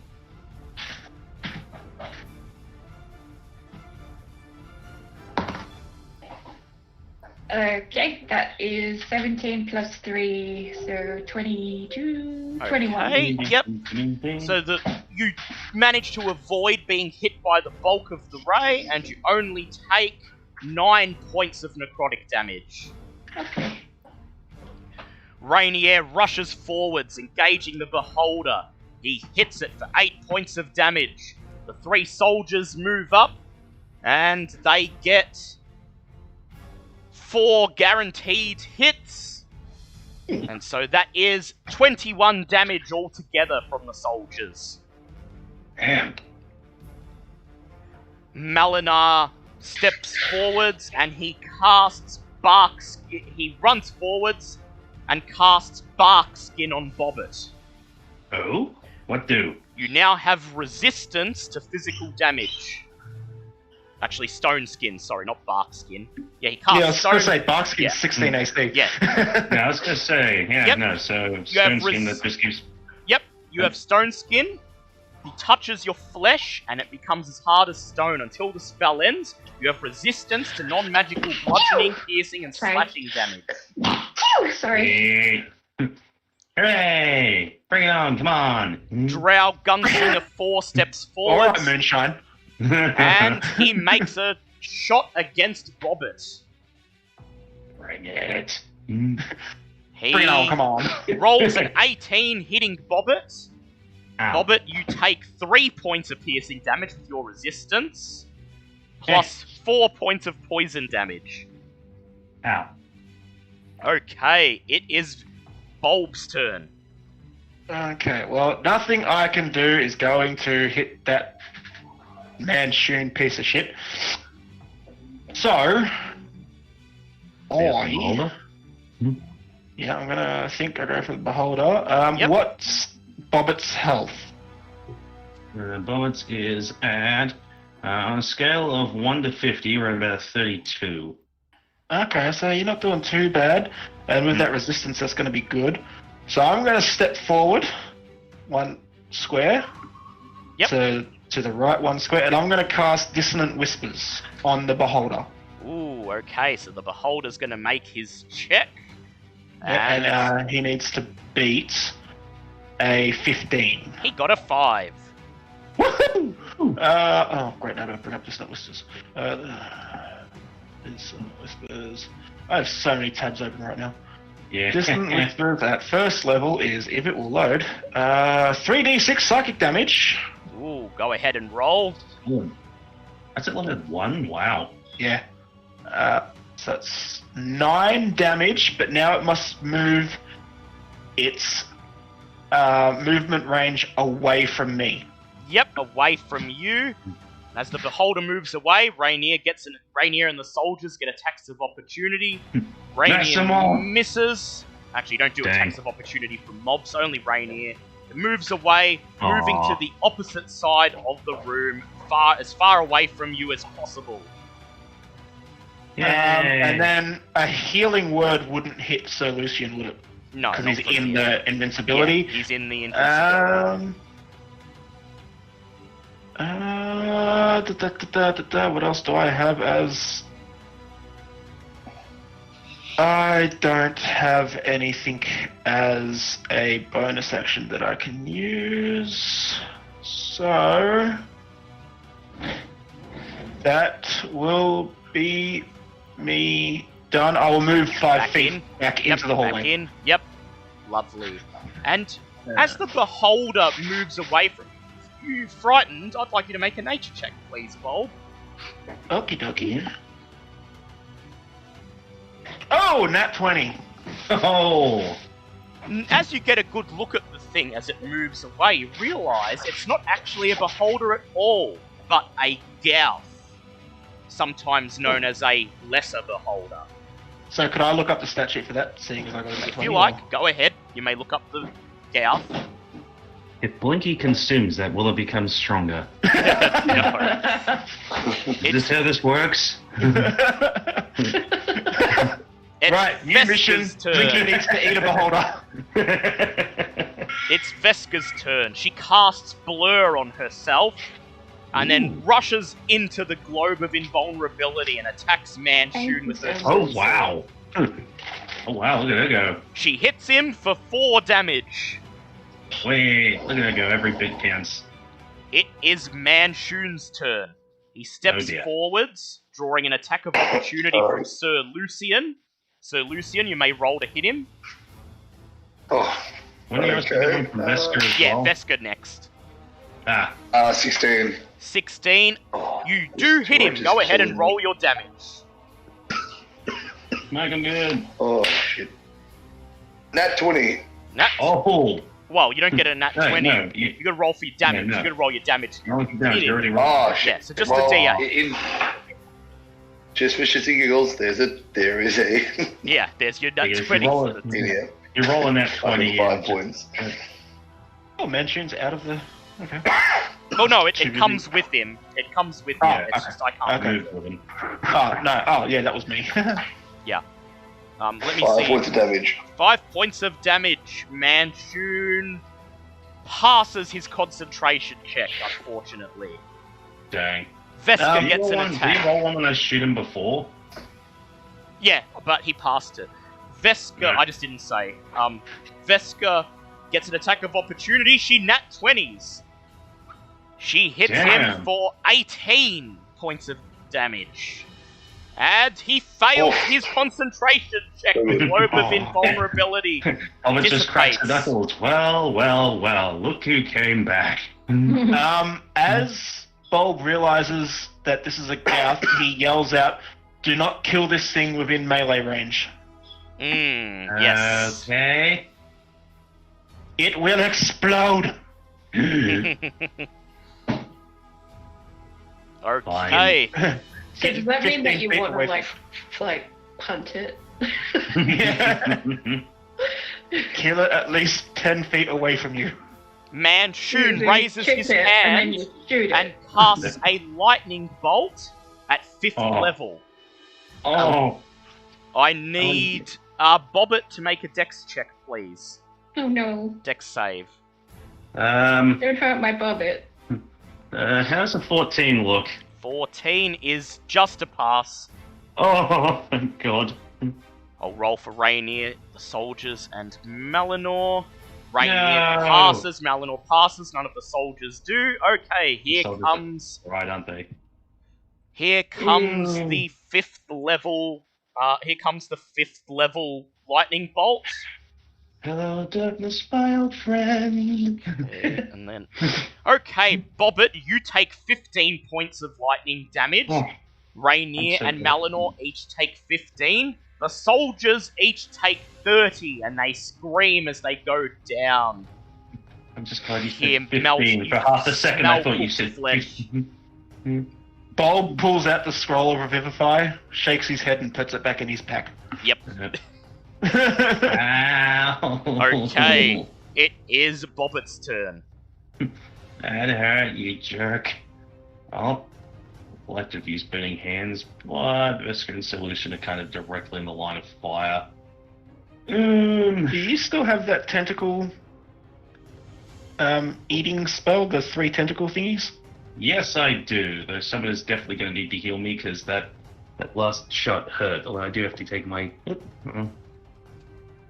I do Good. indeed. I can run forward and heal you. Fair enough. If you want me to just start wailing on him with tentacles instead. I was just saying it's an option. Oh, and also, before he ends his turn, Manchun readies a reaction. There we go. There we go. But you don't know what it is, though. I forgot. I did have it prepared, and it's not actually to do with you, Bulb, so you can go ahead and do what you want. I only have one I'm more. sure that makes everybody feel great. I only have one more spell slot to use. No, one of my warlock spell slots left. But you know what?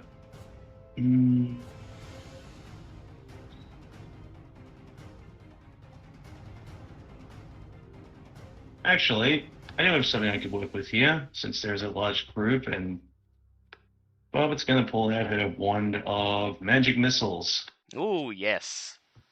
And as much as I want to target the gunslingers, I think I'm just going to.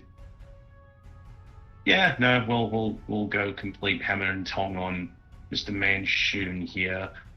So fire it off at, I believe it's 7 charges, so 6th level.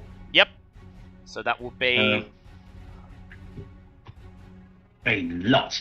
a lot of damage. Well, hopefully. What is it for 6th level magic missile? Is it 5 11 more. all up? Yep, that's all up. So 11d4. 11d4 plus 1 plus 11d4 plus 11.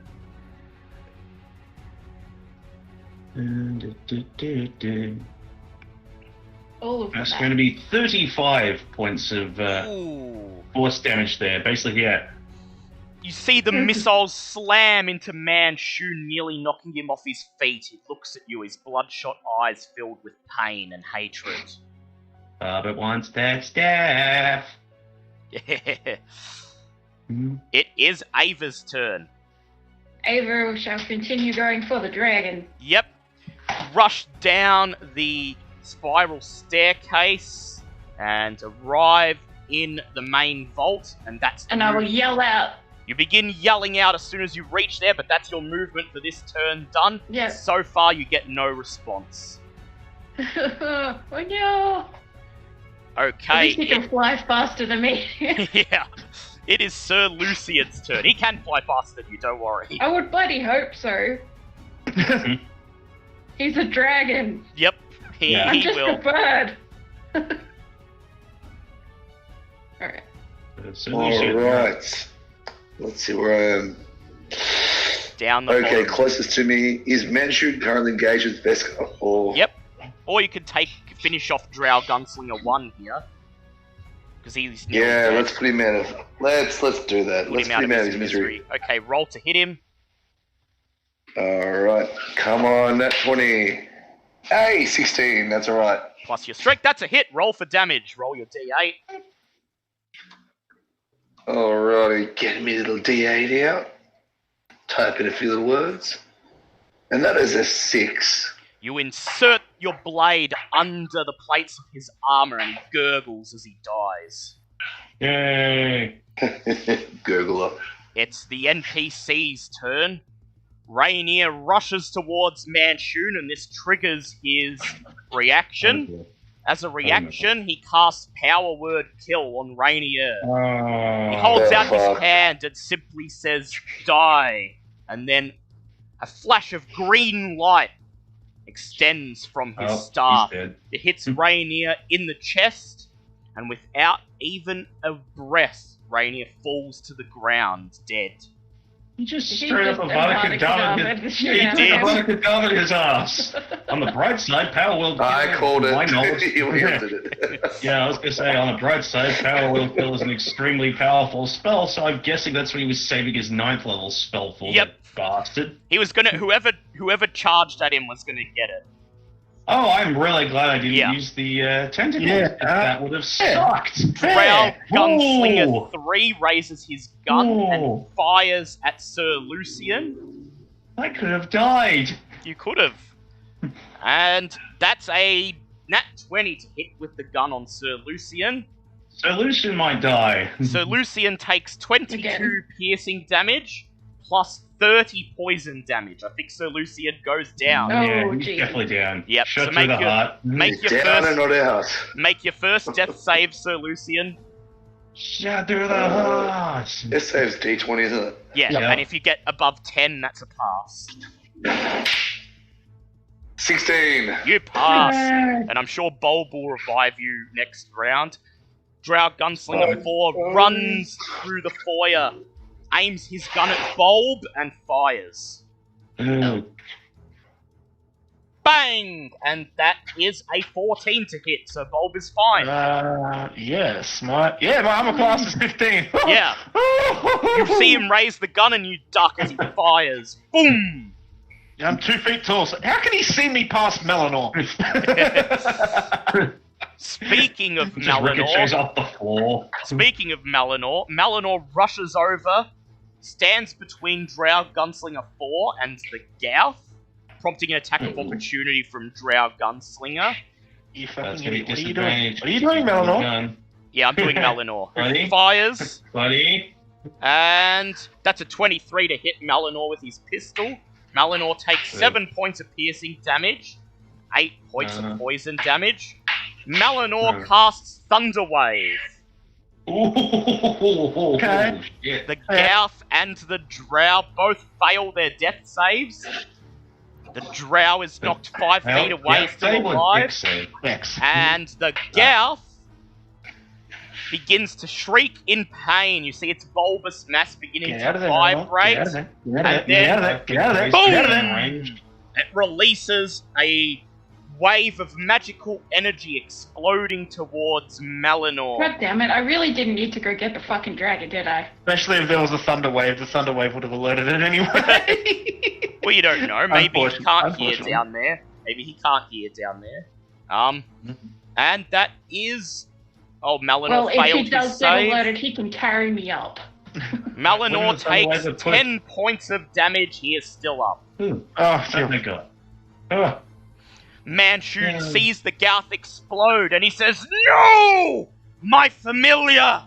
You'll pay for killing Oh. Winky!" The real original. It is now Everyone's Bulb's going, turn. Robert did it first, you jerk. It is Bulb's turn. Well, I run 10 feet to the right and immediately cast Healing Word on Sir Lucian. It's on Sir Lucian, yep. Hold on, how much is Healing Word? Thank you. From Healing one dead body Word. to a not dead body, thank you. I already had Healing Word up, I don't know. Healing Word is a d4 plus spellcasting, so... Better than 0. Yeah, that's true. Yep. You say that, but that's only 5 health, because I It's rolled a still- 1. Still better than being dying. That's true. And now my question is, do we want me to revive Neverember? I mean, we could save it for after the fight. Yeah.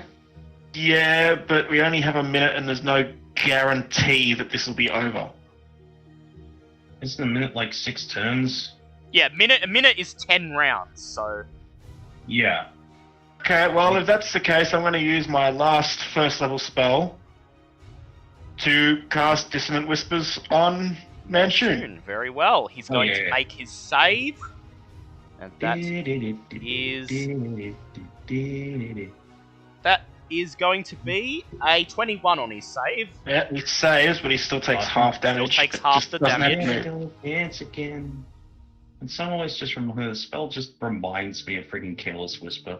It's all over again. So that's 9 all up. So that's what, 5 or 4? Yep, 5. We'll round up. 5. That's right. Yeah, it's always round up. Clasps one of 5. his hands to his ears and looks at you with rage. Are you going to move, Bold, back into the hallway? Yes. Alright, back into the hallway you go. It's I'm now out of spells. It's Fair Vesper's enough. turn. She Oh, dear. swings her sword at Manchun and she misses. Oh. Manchun laughs. He shouts, "I need help! Finish them!" And 10 God thugs run into the vault. There we from go. outside. Did we not learn anything? He This then sucked. uses his action, points his finger at Bobbit, and casts Finger of Death. Eep. No! Bobbit, That's please bad. make a Constitution save. Oh, this is gonna suck. Oh no, that's a 6. A 6, very well.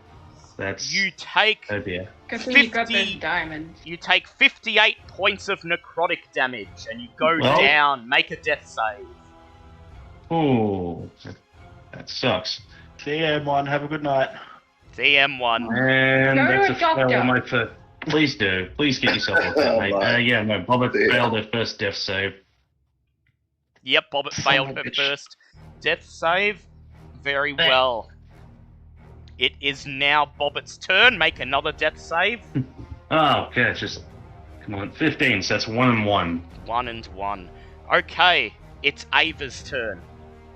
I'm gonna go and continue yelling Yep. for the frickin' dragon. You run They're hurting my into Bobbit! you run into the vault, and you Jeez, hear the Sensei. sounds of the thunder wave from outside, and you shout, "Oranax! Oranax, we're under attack!" And then, hearing your pleas, you feel the entire vault vibrate Oh. as the great gold dragon appears out of one of the alcoves. He Let takes us rain one. fire on them! And He I will takes- drink my fire potion. Yep, Oh. you drink your fire Oof. potion, and before he takes flight, he lowers a wing, allowing you to climb onto his back. And I will Oh, walk this right is on. gonna be a glorious... This is gonna be a glorious entrance. I Ava- think we have our MVP nomination. And then Yeah, he done. spreads his wings and takes flight, bursting through the roof above, emerging through the trap door, and hovering over the battlefield. And I want to use. Wait, can I use my fire breath within 30 feet? Yes. Yep, it's your turn, so go ahead. Alrighty. Oh, here you go.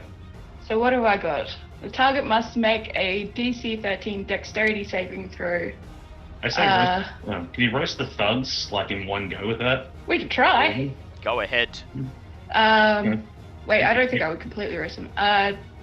They take 46 fire damage on a failed save, or Right. half as much on a successful one. I'm gonna roll the saves for them. Yep. Okay, so fail, pass, pass, fail, pass, fail, pass, fail. Okay, so approximately half of them pass, half of them fail. Oh, So 21. 21. Well, that was nearly the best you could have got. Yeah. yeah. Okay, so the Maybe. thugs on the right are still alive, but the thugs on the left all burn to a crisp and scream as they go down from Ava's fire I was breath. gonna say, well, it's here. It's just lying unconscious. You just hear a small muffle from the ground, and it sounds like, "Told you guys suck." As Bulb hears the scream, you just hear laughing from around the corner going, "Gave you the chance, you dumbasses!" Oranax opens his mouth and he roars, spraying his dragon breath over the other 5 thugs. They scream in pain as they go down. Wow, Mention isn't shitting himself now. I don't know what will. It is Sir Wait, Lucian's wouldn't I- wait. turn. Yep. Hold up for a sec. Since that healing spirit was there, wouldn't I have been brought back up on my turn? Oh yeah, Oh, you yes. were. Yeah, you're up. Yes. Oh, Yeah, take your turn now. Let's roll that. Well, I get 5, but Yeah. so I definitely Yeah, wasn't sitting there going, That's like Yeah. the second best you could have got. it is, hey, it's better than 0. That is true. And yeah, well, obviously partially staring in awe at the whole 1, the dragon that just breathed acid, 2, Ava that's now breathing fire. The whole I'm a fire chicken. And the Tens and Yeah, fine, Tarum thugs who just went straight down. Yep. We couldn't I got have one. taken another 10. There's still Yeah. 2 drow gunslingers. Yep. Yeah. Ugh. I have a feeling Yeah, they're but going to we surrender haven't, very shortly. Okay. Well, it's just gonna. Yeah, actually. Well, technically this is a cantrip, so I could still use this. So Bobbitt's gonna basically look back at Mansoon, who tried to friggin' just end her before, point a finger at him this time, and goes, "It's no finger of death, but close enough. Your turn," and cast Toll the Dead on him. So he needs to do a wisdom Yep. save. Something he's okay at, but not as good as his intelligence, and that's a 12. And that's a fail, and I get to roll a d12 since he's taken a shit ton of damage. And oh boy, today's a good day. That's an 11. An 11. The An 11 magic necrotic hits damage. him. He clutches his chest and kneels down, clearly on the verge of death. And now, Sir Lucian's turn. Sir Lucian takes advantage of this. He steps up and thrusts out his sword, rolling to hit. And that's a nat 20 from Sir Yeah, he Lucian. did. I figures the second he leaves, he does gets a something nat fucking 20. good. God damn it. Sir Lucian raises his sword and he says, "For House Scuttlebutt!" Ah, Strikes down with his sword, sticking his blade through Manshoon's back. Manshoon looks at Bobbit, looks waits. down, sees the tip of Sir Lucian's blade sticking out of his front. His bottom lip begins to tremble. His eyes roll back, and then the simulacrum of Manshoon dispels, leaving nothing what? behind. Ah, oh, I knew that would I be wanted sad. that stuff. Ah. Seeing that their impromptu leader is dead, the 2 drow gunslingers raise their hands, dropping their firearms on the floor. They should become dragon snacks. God damn it, I wasted an 8th level fireball on a fake. Despite That was- them lowering their weapons, Oranax looks at them. He smiles and breathes breath over both of them, putting them down Sick. in a scream. Oh, god damn it. Combat is over. I'd rush forward and immediately use the scroll of Revivify on Rainier that never one. ever. Yes. Oh, it just collapses on the floor. Ow. Rainier's lifeless body stirs. Climbs And then up he to can his meet the feet. dragon. Yeah. Yes! This is your friend. Rainier, You know- Rainier climbs to his feet. He sees the dragon, and what begins as a look of sheer terror soon turns into a smile. He opens his mouth and he says, "Oranax, it's you!" Oranax looks at him, smiles and says, "Oh, Rainier! Last time I saw you, you were about as high as the claw on the end of my paw here. How have you been?" Rainier. You fucking asshole. If you had just come with us in the first place. Oh, it's just like him. Oh, it's just lying on the floor going, "Didn't get my staff." Rainier just looks Don't at even you get and to take any of the shrugs. money. Rainier just Yeah. looks at you and shrugs, and then he runs forward and wraps his arm around Doranex's front leg in a hug. And I'm gonna check on my poor Bobbit. Robert doesn't get to hug a dragon. Robert built her dragon's awesome. How did Bobbit Bobbit could, I'm go? sure that Bobbit could hug the dragon. Bobbit, Bulb would is you like bowing again. Yep, Bulb is bowing. Seeing that the situation is taken care of, Malinor simply looks over at Bulb, gives an Emerald Enclave salute, and steps away in a misty step, disappearing. Bubba just calls out as he disappears. Bye, Bubba thought you had the second best entrance.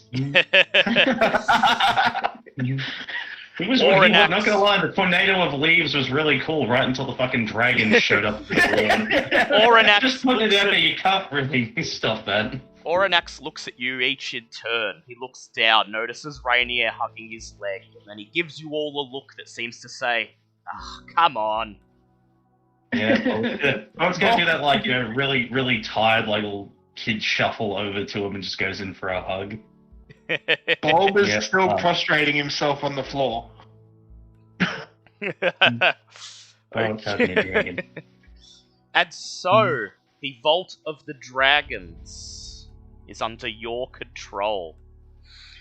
You emerge from the Vault of the Dragons into the streets of Waterdeep as the sun above begins to set, bloodied and dirtied by your conquest of the Vault. With Rainy and Neverember beside you, you are quickly granted entrance to the Palace of Waterdeep. And no sooner have you entered the reception hall, does Lady Silverhand herself appear at the foot of the staircase leading up to the Lord's Tower. She looks over, sees you, smiles, and gestures for you to take a seat in amongst the purple silk-lined chairs in the waiting area.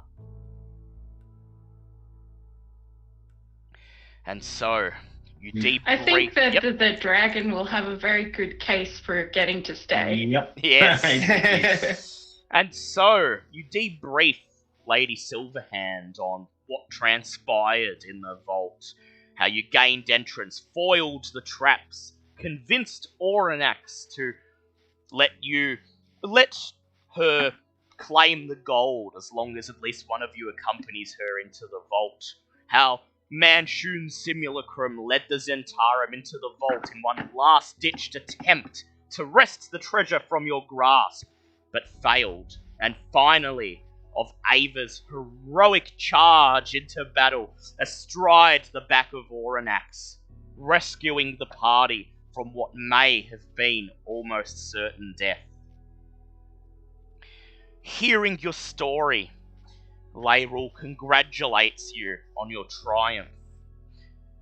She purses her lips, looks at each of you in turn, and says, "You have done a great service for Waterdeep, and you should consider yourselves honorary heroes and friends of the Lords of Waterdeep.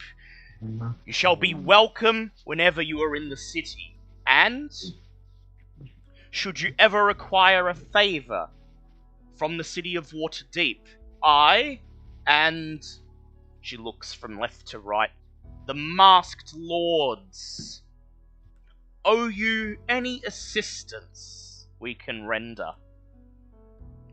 You raise the topic of Oranax being given the dragon staff in return for allowing Layrul Silverhand and the other lords to claim the gold, and although she's hesitant at first, stating that having a dragon unchecked in the city is like having a deadly wasp unchecked in your bedroom. I would plead personally. When you remind her of Oranax's heroic charge with Ava astride him, she reconsiders. Glorious.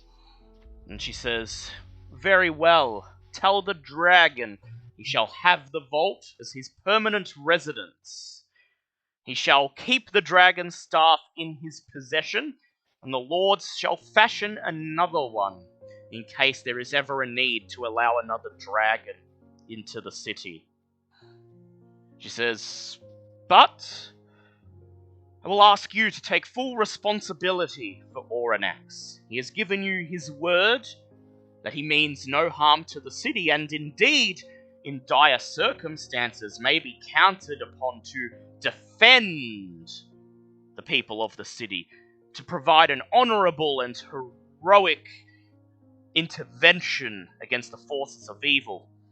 But, that said, he gave his word to you, not to myself or any of the lords, and so it will be up to you to ensure that Oranax keeps his word, and, if ever he shall go back on his agreement with you or the Lords of Waterdeep, it shall be your task, as heroes of Waterdeep, as adventurers, to put him down. Oh, does I want to put him down? It seems I'll like take. a lot of I'll, work. I'll. The word of a dragon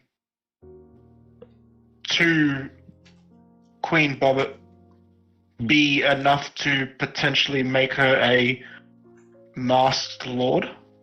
Ooh, so there's an option. Would you like to bring that? Would you like to raise that as an option, Bulb? I believe I said that I say that out Yeah, in loud. character. Yep. Yeah. Very well, Bulb. I'd like you to make a persuade check, please. Oh fuck, here we go. I'll give him advantage. I was gonna say I'd like to help. Can I get a help action on this? All right, Ava's gonna basically, as you begin to Well, Ava, talk, I was gonna say, Ava Ava- is technically the leader of a Yeah. Queen's Guard, so I feel that yes. Ava just steps forwards and says, "Look, she's the Queen of Skoneland. We are her Queen's Guard. She's forged an alliance with a gold dragon and become a hero of Waterdeep. What can the Masked Lord say they have done that is better than that?" Suck it. 18, but it becomes a 17. So. Oh, Lady something's not bad. Silverhand listens to you, her eyebrows raising, her eyes narrowing in, is it disbelief? She's silent for a few moments, just silently looking around the marbled reception hall. And then she looks at you, and she says, "Oh, I didn't think that I would ever hear anyone raise such an absurd proposition." She takes a breath, and she says, "A masked lord? Well, I cannot make that decision on my own. I'd have to pass it to the other lords, and something tells me at least one of them," she winks at Bobbit, "would do their very best to resist such a proposition." She says, "But I could go one better." She says, Oh? "I henceforth declare Skoneland an official vassal of the Lords of Waterdeep, and I declare Queen Bobbit as my retainer." Oh, but Bobbit just sort of raised her hand going, would it be okay if I use my real name now? She looks at you, tilting her head, raising an eyebrow. She says, "Oh, well, if our records are wrong, please, in the interest of correcting them." While Bobbit does enjoy calling herself as such, her true name is actually Alessandra Ragburton. But you may call me Bobbit if you want. Bobbit likes that name. Lady Silverhand nods and smiles, and then she clasps her hands together and curtsies before you, her face eventually touching the marble floor beneath you. And she says, "I am at your service, Queen Alessander of Skoneland, and you are in mine. Henceforth consider yourself my retainer, and myself yours. A mutual alliance between the city of Waterdeep and the great nation of Scootland. Each of us free to speak on behalf of the other and conduct business in each other's stead." Neat. And with that, we end today's session and Waterdeep Dragon Heist As as a the module. camera pans away from this lovely scene, you have Bobbit just lean over to one of the other in the group. He goes, "What's a retainer?" And standing beside you, you just see Sir Lucian red in the face, doing his very best to restrain himself from just smashing his fist into the marbled wall. And as the camera fades away, you just hear Sir Lucian muttering under his breath, "By the gods, it's not even a real place!" Over the next few days, you each take turns accompanying soldiers of the Lord's Alliance down into the vault, and over several days of hard work, you eventually relocate all of the gold out of the Vault of Dragons and into its permanent new home in the Treasury of Waterdeep, underneath the Palace of Waterdeep, under the watchful eye of the City Watch, the Lord's Alliance, and the Lords of Waterdeep. You are given your fair share as a prize. 10% of the treasure is granted to you. 50,000 gold to divide amongst yourselves as you wish. Oh. Oh. A further 50,000 is, as Lady Silverhand promised, passed along to the Emerald Enclave so that they can put it to good use, improving the farms outside of Waterdeep and ensuring that members of the Emerald Enclave are able to do their duty of protecting the wilderness and nature and protecting civilization from the wrath of Mother Nature herself. This leaves 400,000 gold for the Lord's Alliance to use as they wish. Gold that they would not have had were it not for your help. And Lady Silverhand pledges her word to you that the money will be used for the betterment of the city and its people. But They should make a statue of dragon and me and you, Oh, but that'd be great. on the you- dragon. as you leave the treasury and leave the gold under the auspices of the Lord's Alliance, you can't help but notice several of the masked lords watching you leave. And as soon as you're out of the door, their gaze turns to the gold. And deep down you know, Waterdeep, as grand as the city is, as honourable as the Lord's Alliance can be at their best, the masked lords each serve nothing but their own agenda. And you realise that perhaps, in the end, Xanathar got his fair share of the gold. He's not my trouble anymore. A few days later, as you reach the end of your celebrations of the Dragon Heist caper, drinking in Trollskull Manor with all members of your party, Veska, Mickey McGrood, Rainier Neverember, Floon Bagma, and Volo, you hear some interesting news. News reaches your ears that Narthal of the City Guard was arrested shortly after your exit from the vault. It appears that somebody tipped off the Waterdeep Magistrates' Court to the fact that Narthal may have had personal involvement in the death of the Lady Grelhund, meaning that his guardianship and inheritance of the Grelhund fortune is rendered null and void. From his place behind bars, Narthal attempts to fight this, using what gold he has left to hire Waterdeep's dodgiest arbiter in his defense, who does a fantastic job at defending him, so fantastic that he gets an additional 5 years added to Narthal's sentence. And the Waterdeep magistrates decide not only is Narthal completely guilty of breaking into Grelhund Manor and executing all those within, he has also made several attempts to access his ill-gotten fortune. Charges of embezzlement are added to his name, and he is locked away for the foreseeable future, or until, as you all know, he manages to get a letter out to Maelstrom, to the Storm Court, so that Mummy and or Daddy can bail him out, bring him back to Maelstrom, and give him a slap on the wrist before he continues his life of bored luxury on the sea floor.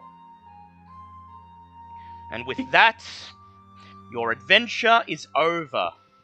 And as winter comes to Waterdeep, as winter comes and goes, you spend the next few months living like royalty, enjoying the very best entertainment and accommodation that Waterdeep has to offer, and enjoying daily praise from the citizens of Waterdeep who see you in the street and toast your names.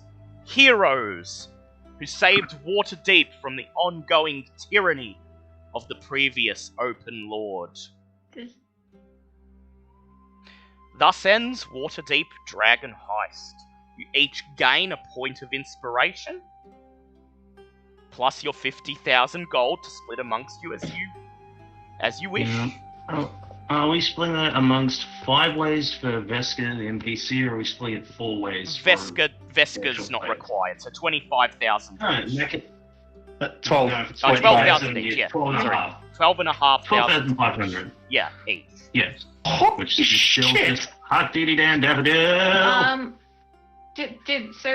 Does the dragon have no gold now? He has no gold, but with your help, Ava, with sharing a mutual love of shiny things, you spend most of that winter helping him to build the beginnings of a brand new hoard. Damn straight. And so, when we return next week, we shall begin the next arc of our campaign, Tomb of Annihilation, onwards to Cholt. We will not have the chance to do any downtime activities between now and then, as, let's face it, you're going to be... Well, Waterdeep is not particularly busy during the winter. Most of the shops close down. Business is suspended for most of the winter months. And so there isn't much selling or buying you'll be able to do. And let's face it, you're going to be spending all that time living it up like the Queen at Queen's Guard that you are. So Bobbit can't build anything? Oh, Bobbit can build something. Can Bob grow stuff? Bob can grow stuff, you just can't buy or sell anything. That's I fine. will Fine. just have to do potions. Potions? Well, we'll do that. Yeah. We'll do that at the start of next session then. Yeah. Um, Because I think we're all Yeah, that's pretty we don't low. want to. Yeah, we don't want to end it on. We don't want to end it on downtime. So we had a great ending of that. Yeah. So Oh, next absolutely. time we will have some downtime over the winter. And with that, thank you everyone for joining us today. We hope you enjoyed the thrilling ending of Waterdeep Dragon Heist. And we hope you'll join us again next week for the arduous beginnings of our journey in Cholt. I was going to do Resident Evil in a stream tomorrow, but before I leave, I should just point out that we're not actually doing that because me and Dem2 have actually had a pretty busy week, so we're going to relax tomorrow instead. You can look forward to that next week. So once again, thank you to everyone for coming to watch, and Thank you, everyone. until next time, when you see pretty art, don't get too close to it. Forgot about that. What to do?